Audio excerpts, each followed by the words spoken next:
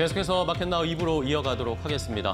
우리 시장 오늘 또 반도체 좋지 않은 소식 미국에서 들려오다 보니까 반도체가 부담받고 있고 2차 전지도 좋은 호재가 있었는데 오히려 좀 힘이 빠지면서 반도체 2차 전지가 시장의 지금 분위기에 민감하게 반응하고 있다는 것을 확인할 수가 있는 시장의 포인트가 나오고 있습니다. 자, ASML의 내년 예약 전망치가 우리가 예상했던 것보다 절반 수준밖에 나오지 않으니까 미국에서 반도체가 다 무너졌고요. 우리 시장에서도 오늘 출발과 함께 일제히 하락세, LG 엔솔의 이 포드와의 수주 공급 계약 이야기가 나왔지만 2차 전지 좀 반등해줄까 싶은 기대가 있었는데 2차 전지도 힘이 많이 빠지고 있습니다. 자, 우리 시장의 주도 업종이라고 할 수 있는 반도체 2차 전지. 자, 이것만 보고 이제 이것이 올라주겠지라는 전략으로만 시장을 대응하기는 너무 어려울 것 같아요.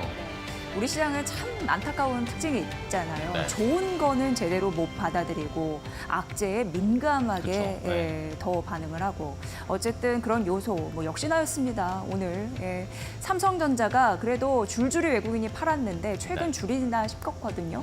다시금 매도에 또 여지를 줬지 않나 싶고 또 엔비디아빨, SK 하이닉스 추락세 이런 부분도 우리 시장 좀 무겁게 짓누르고 있습니다. 어쨌든 반도체 2차 전지 제약 섹터가 좀 살아나야 우리 시장에 온기가 있을 텐데 오늘 좀 무겁게 시작하는 오전장입니다. 네. 자, 그러면은 시장 상황 어떤지 이슈 브리핑을 통해서 함께 하나씩 확인을 해보도록 하겠습니다. 일단은 전반적인 분위기는 좋지 않은데 그 흐름을 저희 싱크풀로 함께 확인을 해보도록 하겠습니다. 자, 시장의 싱크풀 지금 상황을 보면 명확합니다. 지금 시장의 분위기 자체가 굉장히 혼란스럽다. 오늘 시장에 뚜렷한 방향성이 나타나지 않고 있다는 것을 이 싱크풀의 이 원들을 보면 아실 수 있을 것 같은데요. 자, 6개 관련주가 일단은 가장 진한 빨간색의 큰 원을 그리고 있습니다. 조류 인플루엔자가 지금 발생했다라는 이야기가 나왔는데 시장에서 이제 6개 관련 종목들이 이렇게 한다라는 건 이런 테마가 지금 오히려 쏠리고 있다는 건데 시장에서는 주도 업종을 찾지 못하니까 단기적으로 수익 볼 수 있는 6개 쪽으로 쏠리고 있고요. 암호화폐도 마찬가지이겠죠. 암호화폐도 역시 중국의 경기 부양책이 조금 구체적이지 않았다. 그리고 트럼프 전 대통령이 당선될 가능성들이 높다. 이런 이야기 나오면서 최근에 비트코인 가격이 올라가고 있습니다. 우리나라 업비트 기준으로 해서 9천만 원을 돌파했는데 다시 1억을 도전을 할 수 있을지 암호화폐 관련주들도 봐야 되겠고요. 자, 이 외에도 사료 관련주 어제는 급등했다가 오늘은 급락세를 나타내고 있어서 다른 모습을 나타내고 있고요. 반도체 말씀드렸듯이 ASML의 실적 쇼크가 있었습니다. 이것 때문에 우리 시장에서도 삼성전자, SK하이닉스를 비롯한 대부분의 반도체 종목들이 큰 하락을 나타내고 있습니다. 자, 이 외에도 2차 전지는 그나마 좋은 이야기가 있었는데도 크게 관심을 받지 못하고 있는 상황. 이 외에도 원전이나 항공주들이 그나마 시장을 버텨주고 있는 상황입니다. 자, 그럼 첫 번째 이슈부터 더 자세하게 체크를 해보도록 하겠습니다. 일단은 반도체 이야기를 해봐야 되겠죠. 자, 그동안에 반도체 어느 정도 좀 바닥을 잡나 싶었는데 미국 쪽에서 ASML의 실적이 좋지 않았다라는 이야기가 나오면서 또다시 반도체가 무너졌습니다. 자, 삼성전자는 어쨌든 계속 좋지 않은 상황이었다고 치지만 SK 하이닉스는 그래도 반등하면서 외국인 수급들이 들어왔거든요. 그런데 여기에 또다시 상처가 났습니다. 자, ASML의 어닝 쇼크 이러면서 미국 시장, 국내 시장, 반도체 칩 관련 종목들이 일제히 충격을 받았습니다. 자, ASML이 실적을 발표를 했습니다. 그런데 이것도 약간의 실수가 있었어요. 원래는 내일 발표가 되기로 했었는데 하루 전에 이 홈페이지에 잘못 공개가 된 겁니다. 이것에 따라서 일단은 시장에서는 뭐지? 라는 당황함을 내비추는 모습이었고요. 자, 그래도 실적을 좀 들여다보니까 3분기 매출이나 순이익은 전망치를 상회하는 괜찮은 실적을 발표했습니다. 그런데 문제는 이 예약 매출 수치였습니다. 내년에 예약 매출될 이 ASML의 노광장비 관련된 이 수치가 시장이 예상했던 것보다 절반 수준, 반토막 수준이었습니다. 그러니까 내년에 AI 반도체 관련된 피크아웃 논란 이야기 계속 나오고 있는데 그것이 실제로 실현되는 거 아닌가라는 그런 걱정 때문에 미국 시장에서 엔비디아도 보시는 것처럼 4% 넘게 떨어졌고요. AMD도 하락했고 브로드컴도 3.4%나 하락세를 나타냈습니다. 필라델피아 반도체 지수가 전반적으로 하락했고요. 우리 시장에서도 그대로 이런 영향, 삼성전자 지금 하락세, SK하이닉스는 낙폭이 조금 더 크게 나오고 있는 상황입니다. 자, 그렇다면 반도체 관련주 지금 흐름 어떤지 함께 확인을 해볼까요? 네, 엇갈리고 있는 모습이 나타나주고 있는 상황입니다. 파도와 이수 페타시스는 오늘 상승하고 있지만 FST, DI, ICTK는 하락하고 있는 흐름들이 나타나고 있는데요. 전반적으로 봤을 때 ICTK가 어제 14% 넘는 급등세로 보였거든요. 오늘 뭐 반도체 전반적으로 분위기가 어두운 데다가 차익 실현 매물까지 더해지면서 5% 오늘 하락을 하고 있는 상황입니다. 이건 반도체 보안, 펜리스 기업 쪽이다 이렇게 보시면 될 것 같고요. 또 어떻게 보면 이제 파도도 그 계열사에 있습니다. 반도체 펜리스 그쪽을 이제 담당하고 있는데 오늘 오히려 2%대 좀 상승하는 흐름들 엇갈리고 있는 상황이고요. DI 같은 경우에는 오늘 2.6% 약세를 보이고 있는데 HM 쪽 그 테스트 공정 쪽 필요하잖아요. 근데 대부분 일본 쪽에서 담당하거든요. 근데 DI 같은 경우에는 그 테스터를 국산화 시도 중입니다. 그런 관련 기업이고 오늘 2.66% 하락하고 있고요. 이수 페타시스도 반도체, 검사, 장비 그런 기업 쪽이죠. 오늘 소폭 오름세를 보이고 있습니다. 근데 전반적으로 봤을 때 낙폭이 좀 일부 줄으면서 양봉의 흐름을 보이는 그런 반도체, 장비 쪽, 소부장 그런 섹터도 있으니까 잘 참고해 보시면 될 것 같습니다. 다음 테마 넘어가 보도록 하겠습니다. 자, 이번엔 2차 전지 보겠습니다. 2차 전지가 그나마 오늘 시장에서 좀 버텨줘야 되는 상황인데 일단 결론부터 말씀드리면 그렇지는 못한 상황입니다. 자, LG 에너지 솔루션이 어제 또 좋은 공시를 발표했죠. 최근에 LG 에너지 솔루션의 기세가 좋습니다. 나쁘지 않은 상황입니다. 자, K 배터리 제대로 터졌다라는 수주 소식이 전해졌는데 자, LG 에너지 솔루션이 포드에 차세대 전기차 배터리 공급 계약을 했다라고 어제 공시를 했어요. 이러다 보니까 이것과 관련해서 오늘 좀 기대를 하는 모습이었고요. 자, 일단은 포드와 100만 대분의 이 배터리 공급 계약을 했다라는 이야기가 나왔습니다. 총 109기가와트시 계약을 수주한 것인데 뭐 1기가와트시당 뭐 대략 전기차를 한 10만 대 정도 생산할 수 있다라는 그런 계약 계산들이 나오니까 109기가와트시면 엄청난 숫자에 그리고 금액적으로도 보면 우리나라 돈으로 13조 원대의 공급 계약을 체결한 것입니다. 자, 최근에 이렇게 LG 에너지 솔루션의 이 수주 소식이 계속 들려오거든요. 지난주에도 실적 발표하고 나서 벤츠와 50기가와트시 규모의 공급 계약 체결했다는 소식이 나왔는데 일주일 만에 이번에는 포드였습니다. 글로벌 완성차 업체들과의 계약을 차츰차츰 늘려나가고 있는 상황입니다. 자, 이러다 보니까 시장에서는 LG 에너지 솔루션에 대한 평가들을 좀 다르게 하고 있습니다.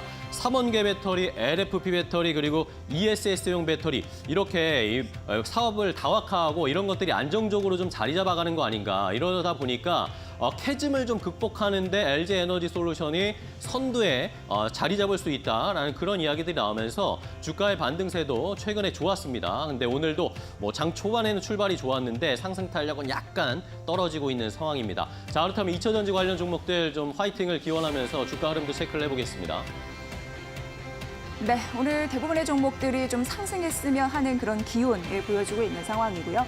대표적으로 LG 에너지 솔루션 대규모 수주 재파 소식이 있었기 때문에 보면 오늘 5거래일 만에 반등세는 보여주는데 3,500원 전 거래일 대비해서 지금 오전장 오르고 있습니다. 40만 7천 원 선 보여주고 있는 상황이고요. 이게 이제 중요한 부분이 TCC 스틸과 함께 어우러져야 되는데 왜 LG 에너지 솔루션의 4680 배터리 이런 부분에 이제 수혜를 받을 수 있는 대표적인 종목이 또 TCC 스틸입니다. 오늘 1.35% 상승세 보여주고 있는 상황입니다. 자, 나라 M&D도 오늘 관련주로 묶여 있어요. 이거는 이제 금형 쪽에 요 부품 그것이다라고 보시면 되는데 금형 같은 경우에는 뭐 디스플레이, 자동차, 가전 등등에 두루두루 쓰이거든요. 그래서 중요한 요소다라고 보시면 될 것 같고요. KNS, 메가터치 같은 경우에도 오늘 상승물, 특히나 KNS는 오늘 거의 7% 가깝게 급등하면서 오르고 있다. 전반적으로 2차 전지 관련주 같은 경우에는요, 그동안 뭐 금리 인하에 대한 수혜, 중국 경기 부양에 대한 수혜, 그리고 LG 엔솔에서 예상보다 실적이 또 잘 나온 흐름들로 잘 갔다가 로보택시, 테슬라 쪽 말씀드리는 건데요. 그것 때문에 악재로 좀 밀린 흐름들이 있었습니다. 하지만 다시금 LG 에너지 솔루션의 수주 재파 소식에 분위기가 좀 좋아지고 있는 흐름들 나타내주고 있습니다. 자, 마지막 테마 가보도록 하겠습니다. 자, 마지막 테마는 이 가축 전염병과 관련된 이야기입니다. 최근에 우리 국내에서 뭐 소, 돼지 할 것 없이 이번에는 조류 인플루엔자도 발생이 됐다라는 이야기가 나오면서 오늘 시장에서 뭐 유난히 테마주로서 육계 관련 종목들이 좀 튀어오르고 있는 상황입니다. 자, 이것이 이 조류 인플루엔자가 최근에 좀 발병이 되고 검사를 함께 확인할 수 있었는데, 자, 이걸 보니까 이 발병된 날짜가 예전보다 열흘 빠르게 발견됐다라는 겁니다. 이러다 보니까 이제 겨울로 접어드는 날씨가 추워질 텐데 점점 이런 확산세가 더 커지지 않을까라는 우려 섞인 이야기들이 나오고 있고요. 뭐 방역 당국에서는 여러 가지 조치를 취할 수밖에 없겠죠. 자, 그리고 최근에 이 조류 인플루엔자 관련된 특징들을 살펴보면 이렇게 철새 도래지에서 일단 조류 인플루엔자가 발견되고 이것이 이제 농장으로 전이되는 시간이 굉장히 짧아지고 있다라고 합니다. 그 전에 2년 전에는 2주 정도가 걸렸다면 작년에는 일주일 새로 줄어들었고 이제 더 빠르게, 그러니까 전이가 더 빠르게 되고 확산되고 있다라는 거죠. 그런 속도가 굉장히 빠르기 때문에 이런 것에 대한 대비도 필요하고요. 자연스럽게 주식 시장에서는 조류 인플루엔자 나오면 육계 관련 종목, 하림이라든지 마니커 같은 종목들이 튀어오르고 있는데 오늘도 그런 모습 확인할 수가 있는 상황입니다. 자, 그럼 관련된 종목들 오늘 시장이 좋지 않다 보니까 테마주들이 올라가고 있는데 마지막으로 주가 흐름 체크를 해보도록 하겠습니다.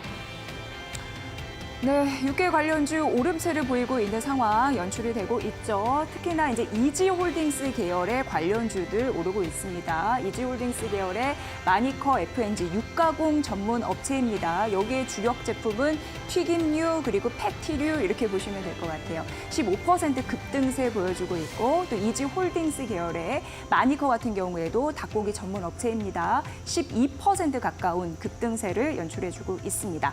하림 같은 경우에도 대표적인 닭고기 업체인 게 국내 시장 점유율 1위입니다. 오늘 1% 상승세 보여주고 있고 동우팜투 테이블 같은 경우에는요. 닭고기 시장 전문 업체 2위거든요. 예, 동반 오름세를 보여주고 있습니다. 어쨌든 마니커 요쪽 또 급등세 요게 조금 더 눈에 띈다 이렇게 보시면 될 것 같고요. 체리브로 같은 경우에도 관련주를 엮이면서 오늘 상승세를 보여주고 있습니다.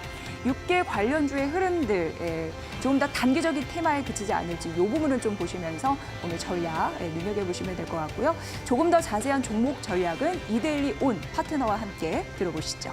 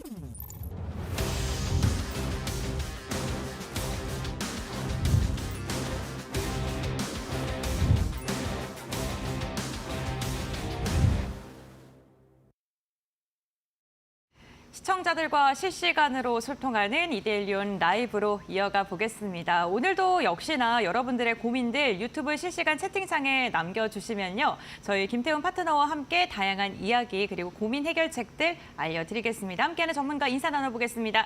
김태훈 파트너님 안녕하세요. 안녕하세요. 네, 반갑습니다.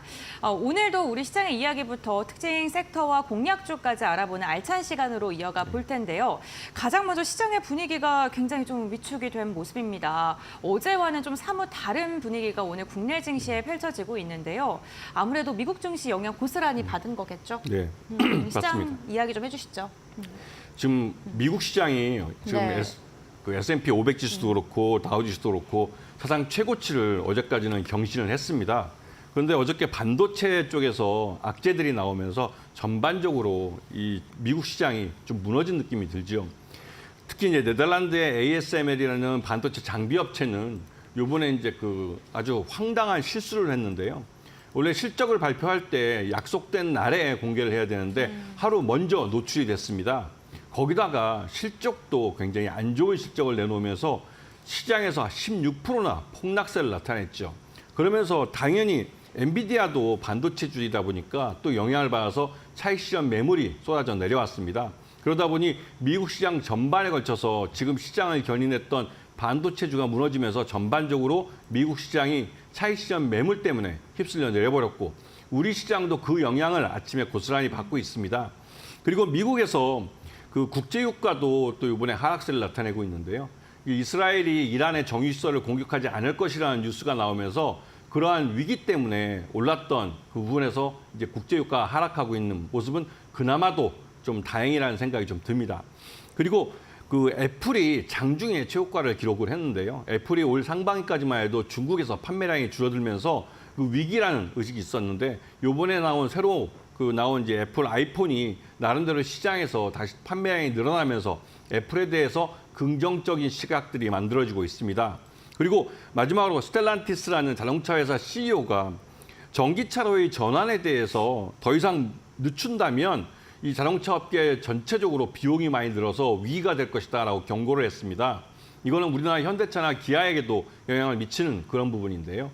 이 전기차로 가는 부분이 이 대세이긴 한데 이 부분을 지금 전기차 캐즘 현상 때문에 좀 시간이 걸리게 된 모습입니다.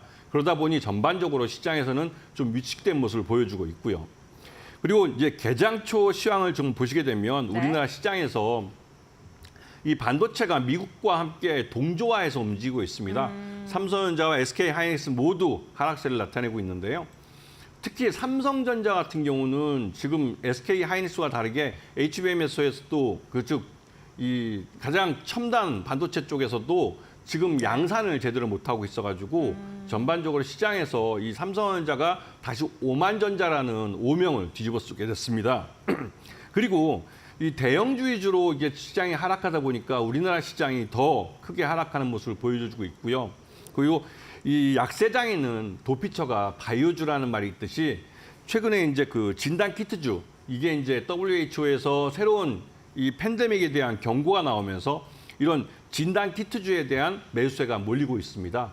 이것은 지금 시장 내에서 이 불안감 때문에 개인 투자가들이 학습 효과가 되어 있는 쪽으로 몰려가는 그러면서 나타나는 현상이라고 할 수가 있죠. 네, 알겠습니다. 오늘 반도체 기업들 대형주를 중심으로 좀 깊은 낙폭이 나오고 있습니다. 삼성전자가 다시금 6만 원 선 이탈된 점 언급을 해주셨고요. 이와 함께 대형주를 중심으로 매도 물량이 나오고 있다고 말씀해 주셨는데 유가증권 시장 10위권 내를 봤을 때 호재를 들려준 LG 에너지솔루션을 제외하고는 10위권 내에 있는 종목들 일제히 하락세가 이어지고 있다는 점도 특징으로 꼽을 수 있을 것 같습니다. 특히나 오늘 외국인과 기관이 양시장에서 이탈을 하면서 시장 분위기가 전반적으로 좋지 않은데요. 많은 분들께서도 삼성전자 6만 원 넘어서는 것 같더니 다시금 6만 원 선 이탈을 했다. 답답하다. 이러한 고민들 갖고 계실 것 같고 종목군들에 대해서 그리고 시장에 대해서 궁금증들 갖고 계실 것 같습니다. 저희가 유튜브 실시간 채팅창에 댓글 남겨주시면 김태훈 파트너와 함께 시장에 대한 해법 같이 알아보도록 할 테니까요. 편안하게 문의해 주시길 바랍니다. 그럼 이어서 특징 섹터 한번 알아보겠습니다. 오늘 시장에 좀 명확한 모멘텀이 없다 보니까 테마성 장세가 오늘도 이어지고 있는 듯합니다. 파트너님께서는 오늘 특징 섹터 어떤 거 보고 계세요? 네. 그 시장이 약세일 때는 단순히 이 지금 파란색을 띠고 있는 회사 이 상장사들을 그냥 단순히 넘길 게 아니라 긴 안목을 갖고 이런 종목들을 보시게 되면 지금 싸게 살 수 있는 기회를 준다고 볼 수가 있는 것이죠. 오히려 시장이 안 좋을 때 조정을 받는 기업을 좀 눈여겨보는 게 좋겠다. 그렇죠. 그 말씀이시죠? 일단 네. 이 내가 주식을 살 때는 매수의 목적은 이 낮은 가격에, 그러니까 최저점에 더 많은 수량을 잡는 게 이게 목적입니다. 그렇죠. 그런데 지금같이 파란불을 켜게 되면 그런 기회를 주는 순간이라고 볼 수가 있는 것이죠. 그래서 기본적 분석을 통해서 좋은 종목들을 미리 찾아놓으시면 지금 같은 기회에 싸게 살 수 있는 기회를 이용할 수가 있는 것이죠. 그럼 보시게 되면 지금 특징 종목들이라고 보면 어저께 같은 경우 이제 비만 치료제. 위고비. 네, 위고비. 저도 관심이 네. 많은데요. 저도요. 저도 그러다 보니 이 위고비에 대한 이 국내 판매가 이제 시작되었습니다. 네. 그리고 여기에서 보면 SLS 바이오나 블루엠텍이 어저께 막 강세를 나타내는데요. 오늘 보시게 되면 이 SLS 바이오와 이 블루엠텍이 확실히 차별화된 주가 흐름을 보여주고 있습니다. 그 이유는 이 블루엠텍은 확실하게 이 위고비의 그 유통회사로서 유통 마진을 보는, 즉 돈을 버는 회사고, 이 SLS 바이오는 위고비의 유효성 검사를 해주기 때문에 이 자체가 과연 수익을 낼 수 있을까라는 의문이 들고 있는 상황입니다. 그러다 보니 어저께 처음 이 위고비의 국내 판매가 시작된다는 뉴스와 함께 모두 다 급등을 했지만 그 급등한 다음 날 이렇게 주가의 차이를 보이는 것이죠. 그래서 기본적 분석을 통해서 이 종목이 갖고 있는 진정한 이 그 어떠한 테마와 연결해서 돈을 벌 수 있는 종목인지에 대한 공부를 미리 해두시면 이런 것 나중에라도, 그러니까 다음 날이라도 이 주가의 차이에서 나오는 리스크를 회피할 수가 있는 것이죠. 또한 아울러서 이번에 이제 SK텔레콤에서 세계 최초의 양자암호 제품을 출시했습니다. 이게 단순히 네. 연구 개발만 하고 기술만 개발한다는 것이 아니라 제품을 내놓는다는 건 돈을 번다는 것이죠. 그렇기 때문에 이 SK텔레콤에서 내놓은 이 양자암호 제품이 앞으로 거기에 관련된 종목들, SKT 같은 경우는 이 양자암호의 협력업체로 참여해서 그 장비를 지금 통신 네. 장비 쪽인데 암호 장비를 만들었고요. 엑스게이트요. 네. 그리고 KCS라는 회사는 여기에 들어가는 SI 업체, 시스템 인티그레이트 해가지고 이거를 이제 통합해서 이제 운영해주는 그런 기술을 제공하는 회사인데 어저께 KCS 같은 경우 상한가를 쳤습니다. 네. 그리고 오늘 두 종목 다 모두 하락하긴 했지만 장기적으로 보면 SK텔레콤이 이 양자암호 그 제품을 얼마만큼 런칭을 하고 또 시장에서 영업을 하느냐에 따라서 이 수익이 달라질 수가 있겠죠. 아울러 이 양자암호 기술은 네. 향후 자율주행 자동차 같은 이런 분야에서 굉장히 중요하고 AI 데이터 센터에서도 굉장히 중요한 기술입니다. 그럼 기술이 발전하면 발전할수록 양자암호, 그러니까 보안적인 부분에 좀 주목을 해야 된다라는 말씀일까요? 그 자율주행 같은 경우는 이게 제대로 보안이 안 될 경우에는요, 이 자체가 흉기가 될 수 있습니다. 굉장히 위험하죠. 그 외부에서 누군가가 이 자율주행, 내가 타고 있는 자율주행을 외부에서 조종할 수 있으면 이 자체가 뭐 말 그대로 암살 무기가 될 수도 있고요. 네. 그렇기 때문에 이거에 대한 보안이 굉장히 중요한 것이죠. 그런 부분에서 이 양자암호 제품은 굉장히 중요한 의미를 갖고 있습니다. 그렇군요. 그래서 양자암호 같은 경우 두 가지 종목을 좀 언급을 해주셨습니다. 엑스게이트와 KCS, 그리고 비만 치료제 관련해서는 오늘 다소 엇갈린 모습을 보이고 있는 종목을 두 가지를 말씀해 주셨는데 왜 그런지 그 종목에 대한 분석이 선행적으로 필요하다라고 이야기해 주셨으니까요. 이 부분 참고해 보시면 좋을 것 같고요. 계속해서 섹터 알아보도록 하겠습니다. 원전 관련도 사실 AI 시장 자체가 커지게 되면은 주목을 받을 수밖에 없는 시장이잖아요. 여기도 좀 긍정적으로 바라보고 계실까요? 이 원전이 네. 우리가 알고 있는 우리가 이제 지르고 있는 한빛 원전 이런 같은 대형 원전이 아니라요. 네. 지금 이 원전이 이슈가 되고 있는 건 소형 모듈 원전입니다. 작은 원전이요. 그렇죠. 그걸 이제 SMR이라고 이제 줄여서 말을 하는데요. 요번에 어저께 이제 구글이 네. 미국에 있는 이 SMR 업체와 계약을 맺고 자신들이 사용하고 있는 AI 데이터 센터에 들어가는 에너지원으로 SMR을 사용하겠다고 말을 했습니다. 그런데 웃긴 거는 이 미국 구글에서도 이 SMR을 말 그대로 이제 친환경 에너지라고 말을 했지만 네. 실질적으로 이 원전은 원전입니다. 원전은 말 그대로 사용하고 난 그 방사능 에너지에서는 이제 방사능이 나오기 때문에 네. 그런 것들을 처리하는 데 있어서 또 많은 비용이 들어가게 되죠. 네. 길게 보면 이것도 그 당장은 좀 싼 에너지고 청정에너지일지 몰라도 길게 보면 이 방사능 폐기물이 나오기 때문에 그 별로 좋지는 않아 보이지만 일단은 구글이 여기에 대규모로 투자를 한다고 했고 여기에 또 두산 에너빌리티나 BHI 또 에너토크, 보성 파워텍 같은 이런 원전 관련주들이 영향을 받고 있는 것이죠.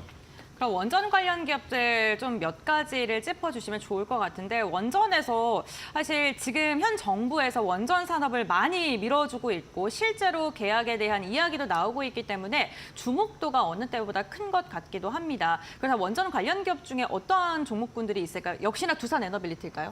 그 두산 에너빌리티라는 회사는 우리나라 대표적인 네. 원전 회사이기도 하고 이 회사는 미국의 SMR 업체에 이 투자도 네. 하는 회사입니다. 말 그대로 이 미국에 있는 SMR이 제대로 건설만 된다면 여기에 참여를 해서 실제 수익을 낼 수 있는 그런 기업이기도 하죠. 그래서 두산 에너비티는 단순히 국내에서 원전을 만들거나 하는 그런 업체가 아니라 해외에서 SMR 미국 업체와 함께 이 SMR 시장을 넓혀갈 수 있는 그런 회사라고 볼 수가 있는 것이죠. 네. 그러니 그 통합적으로 시스템을 운영하는 두산 에너빌리티 말고도 국내 부품사라던가 그리고 이와 관련해서 시스템을 점검하는 뭐 업체라던가 안전 관련 기업들도 너무 많습니다. 네. 어쨌든 우리나라가 원전 강국이기 때문에요. 그렇다면 또 다른 종목도 어떤 게 있을까요? 일단 제일 중요한 건 뭐 삼성건설, 삼성물산과 삼성물산, 현대건설 네. 같이 네. 또 이 회사들은 또 미국의 SMR 업체에 똑같이 투자를 해놨습니다. 네. 그래서 미국의 SMR 그 소형 모듈형 원전이 만들어지면 여기서 건설하는 데 있어서 우리 기업들이 참여를 하기 때문에 우리 기업들의 실적도 좋아질 수밖에 없는 것이죠. 또 한편으로 이렇게 만들어진 생산된 전력을 보성 파워텍 같은 경우는 그 전선을 통해서 다른 데 송전을 하게 됩니다. 네. 그 송전망에 또 이 보성 파워텍 같은 회사가 참여하고 있죠.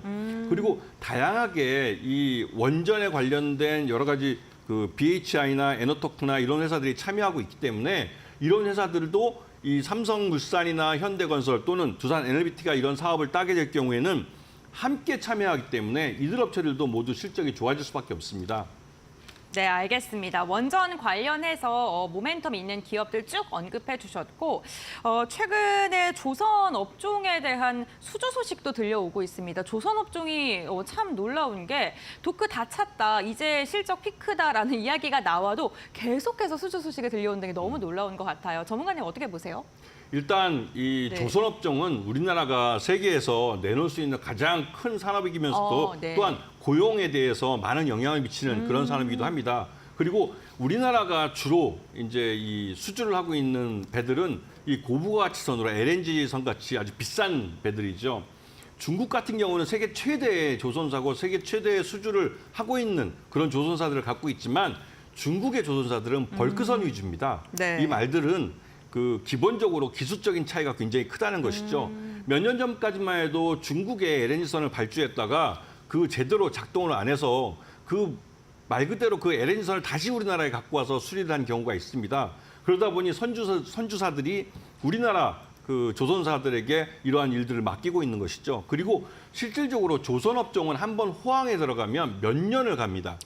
예전에도 그리고 달러 베이스로 돈을 벌기 때문에 이 회사들이 몇 년 동안 달러를 가장 많이 갖고 있는 회사가 되죠. 그래서 예전에도 조선주들이 한번 호황일 때 달러를 대규모로 많이 벌어 들어왔기 때문에 우리나라가 이제 원달러 환율이나 이런 면에서도 조선사들이 환전을 한다면 원화가 굉장히 강세로 돌아서는 경우도 있습니다. 네. 또 그리고 이 조선주에 투자할 때 가장 그 눈여겨봐야 할 것이 후판 가격입니다. 후판 가격이라는 것은 이게 이 조선 배를 만들 때 들어가는 그 철강을 네. 후판이라고 부르는데요. 이게 이제 우리나라 철강사들하고 조선사들하고 매년 봄 가을로 매일 치고받고 싸우는 이유가 철강 회사들은 후판을 비싸게 팔고 싶고 우리나라 조선사들은 후판을 싸게 사고 싶고 근데 이게 최소한 6개월 정도 장기 계약을 맺는 거라 그때 머리 싸매고 양쪽에서 싸웁니다. 그리고 철강사하고 이 조선사들이 서로 똘똘 뭉쳐서 아주 2판, 4판으로 싸우죠.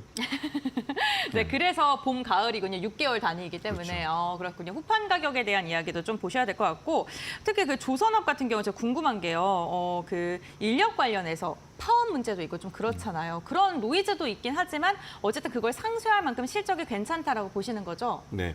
네. 일단 조선업종은 네. 아까 말씀드렸듯이 고용을 많이 해주는 하지만 이제 중요한 건 우리나라의 이런 중요 엔지니어들이 네. 이 조선업종 전반에 걸쳐서 임금이 그렇게 높지가 않습니다. 맞아요. 그러다 보니 네. 특히나 용접工같은 경우는 굉장히 높은 임금을 받는 분들인데도 불구하고 이 조선업종에서 말 그대로 임금이 높다고 해서 다른 제3국 그 노동자들의 그 임금 경쟁 때문에 제값을 못 받으면서 다른 또 해외로 나가시는 경우도 많고 왜냐면 이 조선업종에 일하시는 분들도 중국 조선사에서는 우리 한국 인력을 굉장히 비싸게 데려다 씁니다. 기술력이 좋으니까요. 그렇죠. 네, 그렇군요. 그렇다면 그 조선업종 종목 중에 어떠한 종목군들 좀 보면 좋을까요? 역시나 조선하면 네. 그 HD 현대중공업이죠. 네. 중공업이 갖고 있는 그러니까 HD 현대중공업과 그 현대 미포조선, 네. 그다음에 그 각 그 현대 중공업의 계열사들이 그 1년에 수주하는 그 양은 전 세계 LNG 같은 고부가치선의 그 50% 이상을 이 현대 중공업 그룹에서 가져갑니다. 네. 그리고 이 그 중간 지주 회사인 HD 한국조선해양이라는 회사가 있는데요. 네. 결국은 그 밑에 현대중공업 밑에 있는 그 조선사들이 벌어들인 수익은 모두 중간 지주 회사인 이 한국조선해양에 모이게 되어 있습니다. 그래서 현대중공업을 잡으려다가 놓쳤다고 판단하신다면 그 위에 있는 한국조선해양을 노려보시는 것도 좋은 팁이라고 할 수가 있겠죠. 네, HD 한국조선해양에 대해서 언급을 또 볼 거 있을까요? 그리고 역시나 이 배를 만드는 데는 네. 이 각종 그 조선 기자재라는 게 들어갑니다. 기자재요. 네. 네. 그래서 대표적으로 요즘 이슈가 되고 있는 게 엔진 쪽인데요. 아, 이 한화 엔진 같은 경우는 한화 오션의 관계사이고 네. 또 여기서 이제 그러니까 그 저속 엔진에서는 세계 1위 업체입니다. 하나 엔진이요? 네. 네. 한화 엔진에서는 이 선박용 저속 엔진은 세계 1위 업체이기도 하고요.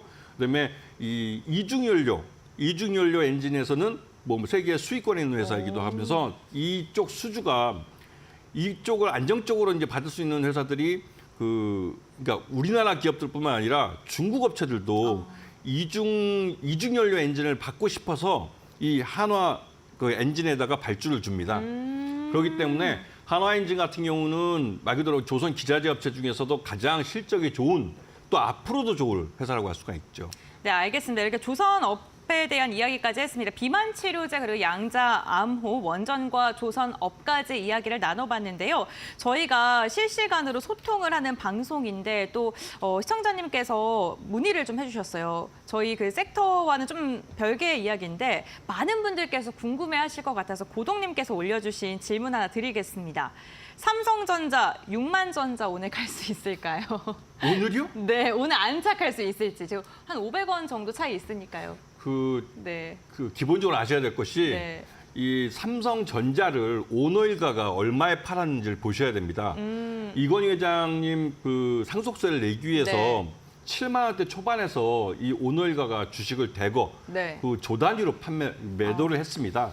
그래서 삼성전자의 주가가 흘러내리면 오너일가들은 더 싸게 살 수 있는 기회를 갖게 되는 것이죠. 물론 이거는 뭐 그렇다고 해서 오너일가가 주가를 끌어냈다는 건 아니고요. 네. 전반적으로 삼성전자의 이 그러니까 HBM 그 최첨단 이 네. 반도체에서 SK 하이닉스에게 밀린 게 가장 큰 문제이기도 한데, 근데 솔직히 좀 지금도 의문인 게 SK 하이닉스보다 더 좋은 인력들을 갖고 또 경영진들도 경험이 많은데 네. 왜 삼성전자가 그런 오판을 해서 이렇게 밀리는지 저는 좀 솔직히 이해가 안 됩니다, 저도.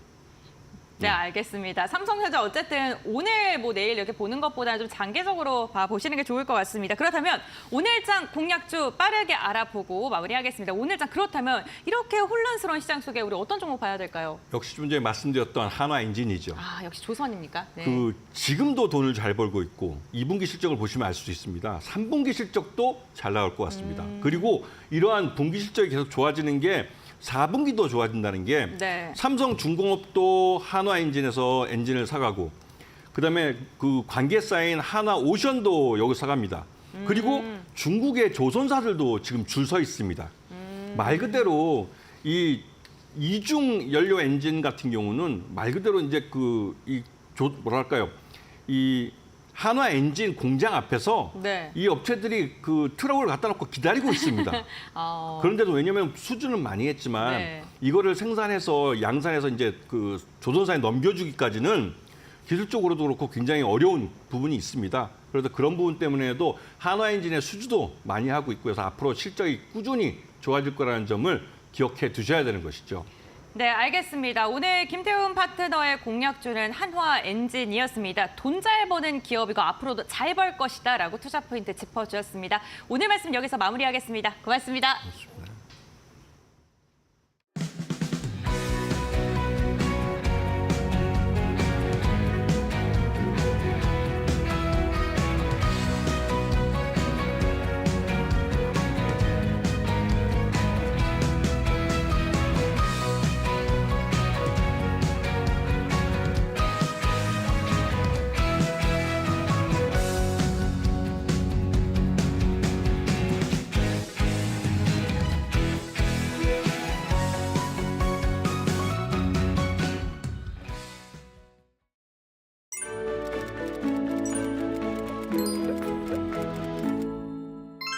안녕하세요.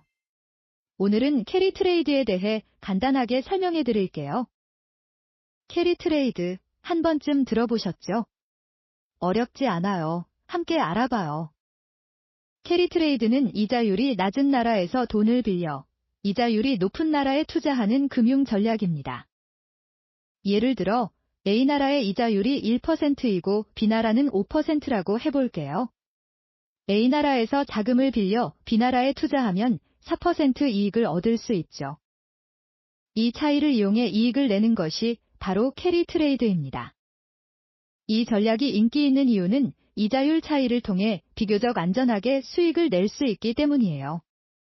특히 큰 금액을 운용할 때 더 큰 수익을 기대할 수 있죠. 하지만 리스크도 있어요. B나라의 통화 가치가 갑자기 떨어지면 손해를 볼 수 있습니다. 그래서 시장을 잘 예측하는 것이 중요해요. 캐리 트레이드는 낮은 이자율로 자금을 빌려 높은 이자율로 투자해 수익을 내는 전략이지만 통화 가치 변동에 따른 리스크도 있다는 점 꼭 기억하세요. 오늘은 캐리 트레이드에 대해 간단하게 알아봤습니다. 짧은 시간이었지만 이해에 도움이 되었길 바라요. 앞으로도 경제 관련 유익한 정보를 계속 알려드릴 테니 평일 오전 10시 마켓나우 2부 잊지 마세요.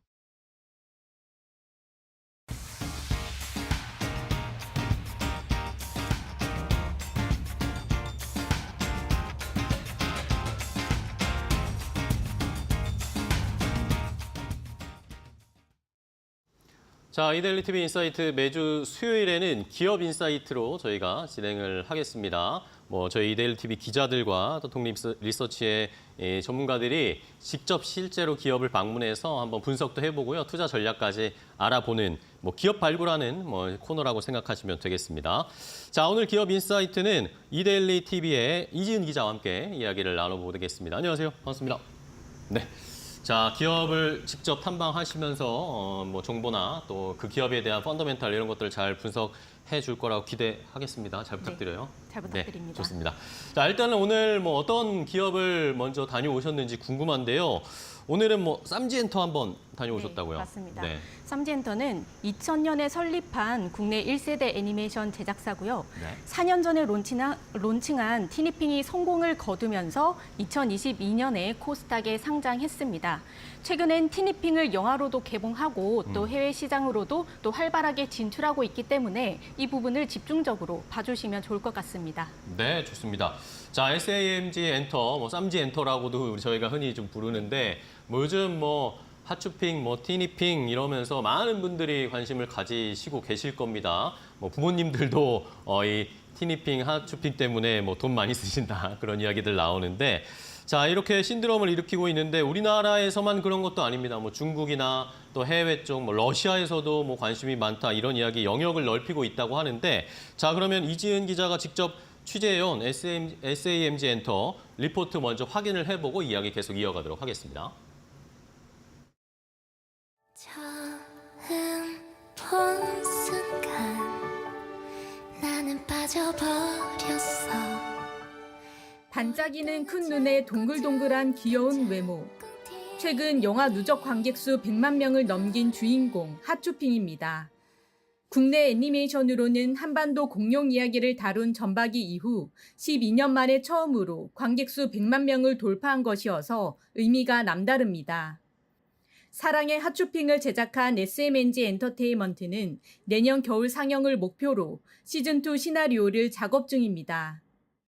그래서 어른들도 좋아할 수 있게끔 좀 만들었던 포인트들이 있어요. 그래서 가족들이 같이 만족할 수 있었기 때문에 이제 이게 인기가 좋았는데 이게 좀 진행이 되면서 티네이저들까지 이제 좋아하게 되는. 그래서 이게 밈으로도 막 전파가 되고 스스로 마케팅이 되면서 좀 좋은 결과가 있었던 것 같습니다. 수는 시나리오를 계속 쓰고 있고요.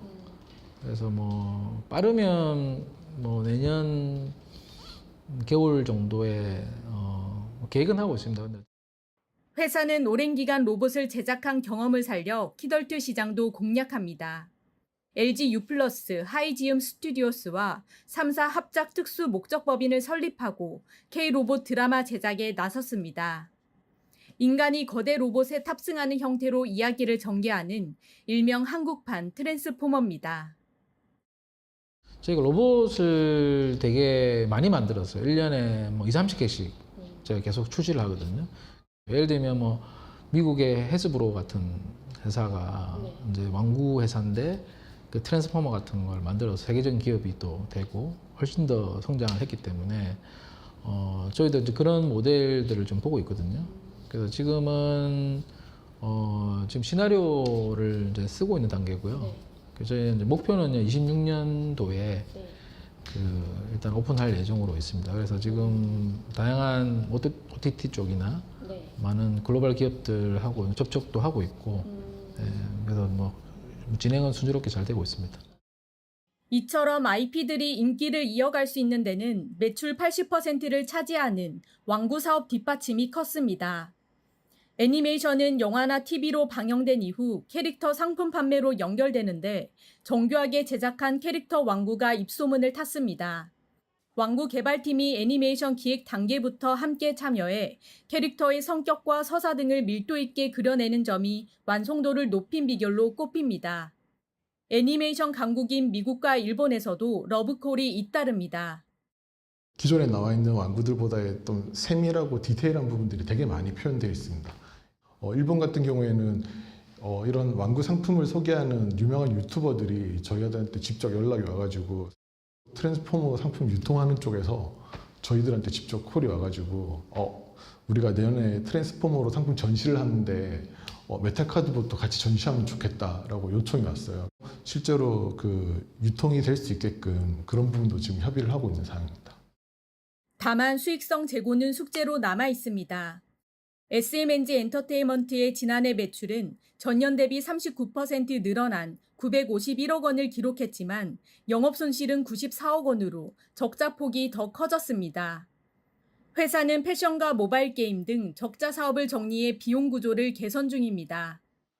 2분기부터 계속 꾸준하게 준비를 해서 이제 효과가 나타나기 시작을 했고요. 콘텐츠 회사들은 앞으로 이런 사업을 하기 굉장히 어려운 구조거든요.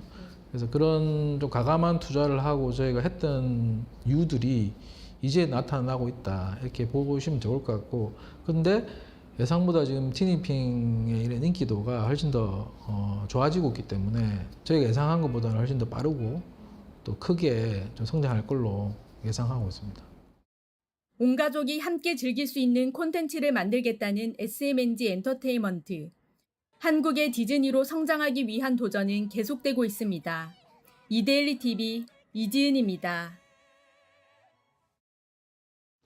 자, 이지은 기자가 직접 다녀오고 뭐 SMG 엔터 대표와도 또 이야기를 나눠보신 내용들을 확인해 봤는데, 뭐 우리가 SMG 엔터 이야기하면 티니핑 이야기를 뭐 가장 먼저 하는데, 뭐 리포트에서 보신 것처럼 실물로 이제 완구나 이런 상품들을 파는 쪽에서의 매출 비중도 굉장히 높은 걸로 저도 알고 있어요. 그러면은 SMG 엔터의 주력 뭐 사업 IP는 뭐라고 보면 될까요? 네, 먼저 애니메이션 제작을 하고 있고요. 네. 그다음에 캐릭터 라이선싱, 그리고 MD 개발, 또 오프라인 테마 공간 사업 등을 영위하고 있습니다. 대표 IP로는 뭐 메탈 카드봇, 그리고 미니 특공대, 그다음에 최근에 나온 위시캣, 그리고 캐치 티니핑 등이 대표 IP라고 보시면 되고요. 네. 여기서 대박이 난 게 캐치 티니핑입니다. 이제 시즌 1부터 진행이 돼서 오늘 시즌 5가 처음으로 방송이 되는데요. 네, 그래서 부모들 사이에서는 시즌이 거듭될수록 캐릭터들이 많아지고 그만큼 굿즈들이 늘어나서 좀 등골이 빠질 정도다. 그래서 농담조로 파산핑, 등골핑이라고 불리기도 합니다. 그러니까요. 제 주변에도 아이 가진 이제 친구들이 있는데 등골핑이라고 이야기 많이 하더라고요. 보면 다 사달라고 아까 말씀 뭐 보셨지만 굉장히 세밀하게 완구 뭐 인형들을 만든다고 이야기가 나오더라고요. 자, 그러면은 말씀해 주신 것처럼 어쨌든 실제 상품도 팔고 있지만 최근에 또 화제가 됐던 게 핫쇼핑이죠. 핫쇼핑이 극장에 개봉이 됐는데 여기에 관객이 꽤 많이 늘었다고 이야기를 들었어요. 제 주변에서도 이거 봤다는 분들도 뭐 성인인데도 봤다고 하시는 분들도 계시더라고요.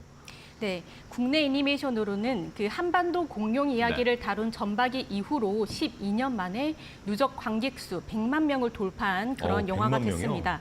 네, 1위가 마당을 나온 암탉이라는 영화인데 이때 누적 관객 수가 총 220만 명이었고요. 네. 근데 그 개봉한 지가 벌써 14년 전입니다. 그렇죠. 옛날 애니메이션이죠. 네, 네. 그래서 굉장히 오랜만에 100만 명을 돌파한 그런 영화가 나왔다라고 볼 의미가 수가 있네요. 있고 그리고 또 특히 이때는 코로나 전이어서 관객 수도 많았고 그쵸. 티켓 값도 저렴했기 때문에 그쵸. 좀 지금과는 상황이 좀 다르다라고 보셔야 될 것 같고요.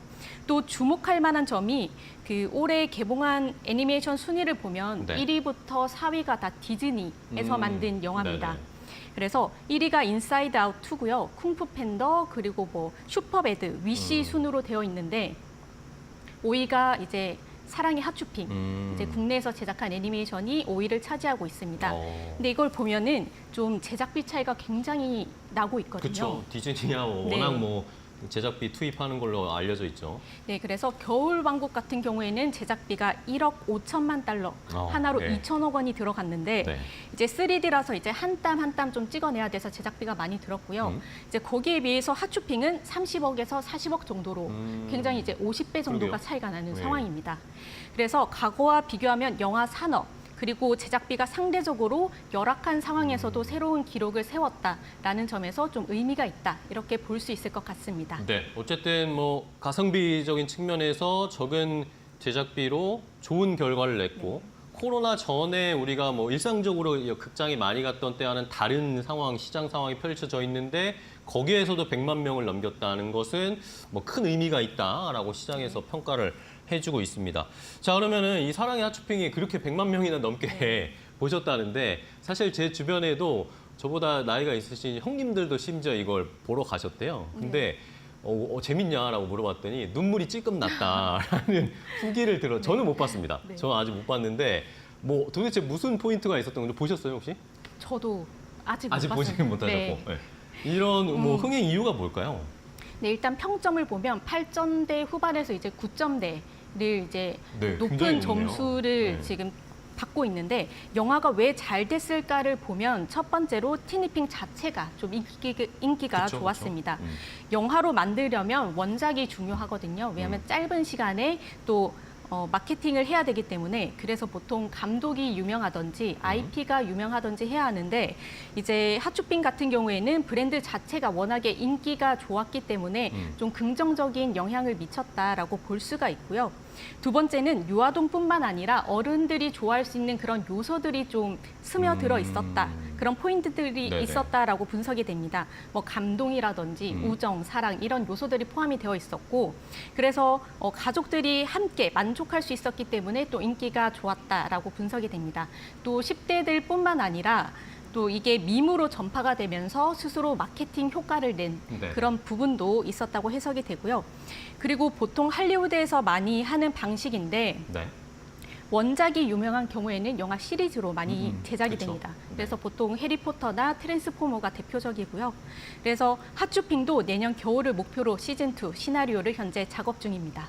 네, 그렇군요. 영화로도 이제 시즌제로 계속 출시를 하고 개봉을 할 거다라는 그런 계획도 있네요. 좋습니다. 자, 그러면은 이제 우리나라에서뿐만 아니라 이 사랑의 하츄핑이 중국에서도 뭐 개봉했다라는 소식 들었어요. 작년에도 어쨌든 이 SMG 엔터 주가가 많이 올라가고 상장할 때쯤에 화제가 됐던 게 하츄핑이 중국에서도 인기가 많다 이야기가 있었는데 이번에는 아예 영화로 개봉이 된 거죠, 중국에서. 네, 중국에 최근에 영화로도 개봉이 됐고 좀 최근 집계된 수치를 조금 살펴보면 티켓 매출이 하나로 약 15억 원 그리고 누적 관객 수가 현재 20만 명까지 20만 확보가 된 상황입니다. 이 외에도 IP들은 뭐 동남아시아, 중국, 일본, 러시아에 다양하게 지금 진출해 있는 상황이고요. 네. 또 아무래도 아시아권을 가장 먼저 선택한 이유는 한국 문화와 또 가장 비슷하기 때문입니다. 그쵸. 회사에서도 또 충분히 성공 가능성이 있다라고 판단한 국가들이고요. 최근에는 미국 트랜스포머 상품을 유통하는 쪽에서 내년에 미국에서 트랜스포머 전시를 하는데 메탈 카드봇도 같이 했으면 좋겠다 이렇게 요청이 와서 현재 미국 쪽과도 협의 중인 상황입니다. 그래서 전시를 계기로 완구 유통이 이뤄지면 미국 진출도 현재 기대할 수 있는 상황입니다. 관련해서 김수은 대표 인터뷰 보고 오겠습니다. 저희가 좀 제일 먼저 해외 법인을 만든 거는 이제 중국이고요. 중국은 저희가 미니 특공대가 워낙 인기가 좋았었고, 그래서 지금 저희가 티니핑을 런칭을 했는데, 일단 중국 전체 여화물 중에서는 이제 탑 브랜드로 이제 성장을 했고요.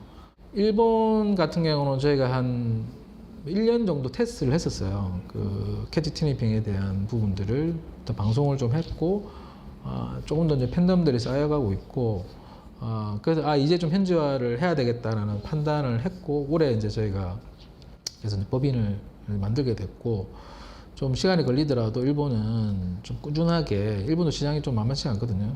좀 힘들지만 또 워낙 큰 시장이기 때문에 일본도 저희가 좀 철저하게 준비를 하고 있습니다. 그래서 일단 완구를 저희가 애니메이션하고 완구를 시즌 2를 저희가 이제 10월 달에 이제 런칭을 이제 하고요. 이런 성과들이 이제 조금씩 계속 나올 걸로 기대하고 있습니다. 자, 이렇게 IP가 뭐 국내외에서 좋은 반응들을 계속 얻고 있어요. 그러면은 현재 실적을 봐야 되는, 아까 리포트에도 잠깐 나왔는데, 어쨌든 근데 뭐 매출은 늘어나고 있는데 영업이익은 좀 적자를 기록하고 있어요. 맞습니다. 예. 매출은 매년 증가하고 있는 상황인데 지난해 951억 원 정도를 기록을 했습니다. 많이 늘었어요. 네, 반면에 영업 손실은 1년 사이에 마이너스 3억 원에서 마이너스 94억 원으로 굉장히 이제 확대가 된 모습을 그러게요. 보이고 있습니다. 이게 물론 이제 애니메이션 제작 비용, 여기 이제 투자가 되어 있는 그런 부분도 반영이 되어 있지만 또 적자 사업을 정리하는 과정에서 마이너스 비용이 좀 커졌다라고 볼 수가 있거든요. 어떤 사업이죠? 이제 적자 사업이라고 하면 패션과 모바일 게임 이 두 가지를 지금 정리를 하고 있거든요. 네, 그래서 패션 사업을 1년 정도 했다가 이제 그 패션 재고가 좀 많이 남으면서 좀 정리 수순에 들어가고 있는 잘안 상황이고, 팔렸군요. 그리고 모바일 게임도 론칭을 했었는데 이제 포켓몬고 아시죠? 네. 이제 포켓몬고랑 비슷한 이제 형식의 모바일 게임을 출시를 했었는데 이것도 현재 정리가 되고 있는 상황입니다. 그래서 이런 안 좋은 것들이 올해 실적에 다 들어갔다고 보시면 되고요. 올해 1분기부터 그래서 이제 빅베스가 진행 중이고 이제 회사에서는 이게 좀 적절한 전략이었다. 실제로도 효과가 조금 나타나고 있는 상황이기 때문에 이제 실적은 이제 점차 좋아질 것이다. 내년에는 더 실적이 나아질 것이다. 이렇게 또 얘기가 나오고 있는 상황입니다. 네, 어쨌든 사업 정리를 하면서 좀 매출이나 뭐 영업이익이 좋은 쪽으로 집중하려는 그런 재편하려는 움직임이 나타나고 있네요. 근데 결국에 아까도 뭐 저희 살펴봤지만 매출 비중 중에 상품이나 굿즈 판매가 제일 많고 뭐 패션 쪽에서도 아까 재고 이야기가 나왔는데 결국에는 뭐 사업하시는 분들, 판매하시는 분들 아시겠지만 실물 이 장사는 재고 관리가 엄청 중요하잖아요. 맞습니다. 재고가 이게 팔리지 않으면 돈이 계속 들어가는 구조다 보니까 이걸 어떻게 좀 관리하고 있는지도 궁금한데요. 맞습니다. 일단 완구가 굉장히 많은 부분을 차지하고 그렇죠. 있잖아요. 네. 매출 가운데 한 80%가 완구에서 나오고 있는데 이게 이제 애니메이션 같은 경우에는 영화나 TV로 방영된 이후 MD 상품으로 매출이 연결이 됩니다. 네. 그래서 이 완구가 굉장히 이제 뒷심을 발휘한다라고 볼 수가 있는데 쌈지엔터 같은 경우에는 완구 개발팀이 애니메이션 기획 단계부터 회의에 함께 참여해서 그 캐릭터의 성격이라든지 서사를 이제 함께 기획을 하기 때문에 완구를 만들 때 좀 밀도 있게 그려내는 점이 좀 완성도를 높인 비결로 꼽히고 있습니다. 그렇다면 이렇게 또 많은 부분을 차지하는 완구 재고 관리는 또 어떻게 하는지 조금 살펴보면요. 먼저 티니핑이 시즌제로 진행된다는 점에 주목을 하셔야 됩니다. 네. 국내와 해외는 시즌 방영 시기가 다르거든요. 그래서 예를 들어서 한국에서 시즌4 완구 재고가 남으면 뭐 다음 달에 중국에서 시즌4가 방송이 돼요. 그러면 이 남은 재고를 조금 더 추가 생산해서 중국으로 보내고 그리고 남은 재고는 일본에서 이제 또 시즌4가 반영이 되면 좀 더 추가 생산을 해서 일본으로 보냅니다. 순차적으로 네. 재고를 소진하는 그런 시스템을 만드는 거군요. 네, 그래서 이런 순환 시스템이 지금 만들어져 있기 때문에 좀 타사보다는 좀 완구 재고 관리가 수월하다 이렇게 볼 수가 있겠습니다. 네네. 추가로 김영태 완구 개발팀 부장 인터뷰 보고 오겠습니다. 두 가지 방법이 있는데요. 새로운 시즌 나오면은 전 시즌에 나왔던 캐릭터들을 없애지 않고 약간 시리즈를 이렇게 스토리나 이런 쪽으로 연결을 시켜요. 연결을 시켜가지고 다음 시즌에서도 이제 물론 새로운 캐릭터들이 많이 나오는데 그래도 그 전에 나왔던 친구들이 살짝 등장을 해서 그 친구들이 이제 계속 판매가 유지가 될 수 있도록 저희들이 유지를 하고 있는 편입니다. 자유롭게 좀 더 그냥 우리가 만들고 싶은 만큼 만들고 아까 얘기했듯이 남거나 뭐 이런 부분이 있으면은 다음 그 나라에서 또 판매를 하면 되는 부분이라서 다른 완구 회사들이나 이런 데 비해서 이제 MOQ에 대한 제약이 없다 보니까 훨씬 더 빠르고 좀 더 효율적으로 운영을 할 수 있는 것 같습니다. 뭐 자체적으로 컨텐츠 제작할 때 자체 PPL을 하는 거군요. 그러니까 계속 노출을 계속 맞습니다. 시키면서 네. 판매가 될 수 있게. 자, 그러면 이렇게 어쨌든 지금은 SMG 엔터의 IP들이 좀 유아를 대상으로 어린 연령층을 대상으로 하고 있는데 성인을 위한 컨텐츠도 준비하고 있나요? 네, 맞습니다. 네. 지금은 유아동 타겟으로 하고 있는데 좀 현재 준비 중인 게 키덜트 시장도 공략하고 있습니다. 네. 그동안 뭐 미니트 공대라든지 메탈 카드봇 이런 좀 로봇을 만드는 노하우가 많이 쌓였기 때문인데 네. 이거를 현재 LG U+와 하이지엠 스튜디오스 이렇게 3사 합작 법인을 설립을 해서 K로봇 드라마 실사판을 현재 제작하고 있습니다. 네. 여기서 LG U+ 같은 경우에는 콘텐츠 전문 스튜디오를 활용해서 공동 기획과 제작에 참여하고요. 또 투자와 배급 등 전체 프로젝트를 이끄는 매니지먼트 역할도 담당합니다. 또 SMG 엔터는 캐치 티니핑, 미니 특공대 등 글로벌 시장에서 흥행한 또 사업 모델이 있기 때문에 이런 IP 사업 노하우를 제공할 예정이고요. 또 하이짐 스튜디오스도 이태원 클라스 그리고 종이의 집처럼 좀 인기 드라마들을 좀 다수 제작한 경험이 있기 때문에 흥행한 성공한 전략을 이제 좀 시너지를 내서 공유할 예정입니다. 네. 자, 핫쇼핑 뭐 제 주변의 후기였지만 네. 어쨌든 성인들의 눈물도 훔쳤다라는 걸 보면 성인을 위한 또 키덜트를 위한 이런 콘텐츠도 한번 기대를 해볼 만할 것 같아요. 그리고 어쨌든 다음으로 넘어가면 어쨌든 주식시장에 들어왔단 말입니다. SMG 엔터가. 그러면 주주들을 만족시켜줘야 됩니다. 이것과 관련해서는 뭔가 대책이 있다고 하나요? 네, 일단 SMG 엔터 공모가가 17,000원에서 네네. 시작을 했는데 상장한 이후에는 수익성에 대한 의문이 생기면서 좀 공모가를 하회하는 모습도 좀 조정을 많이 보였었거든요. 받았어요. 그런데 이제 사랑의 핫쇼핑이 개봉하면서 상승세를 점차 타다가 지난달에는 19,000원대까지 오르는 모습을 보였습니다. 네, 지금은 조금 하락하면서 주춤한 상태인데 좀 관련해서 어떠한 주가 재고 계획을 가지고 있는지 대표 인터뷰 보고 오겠습니다. 네.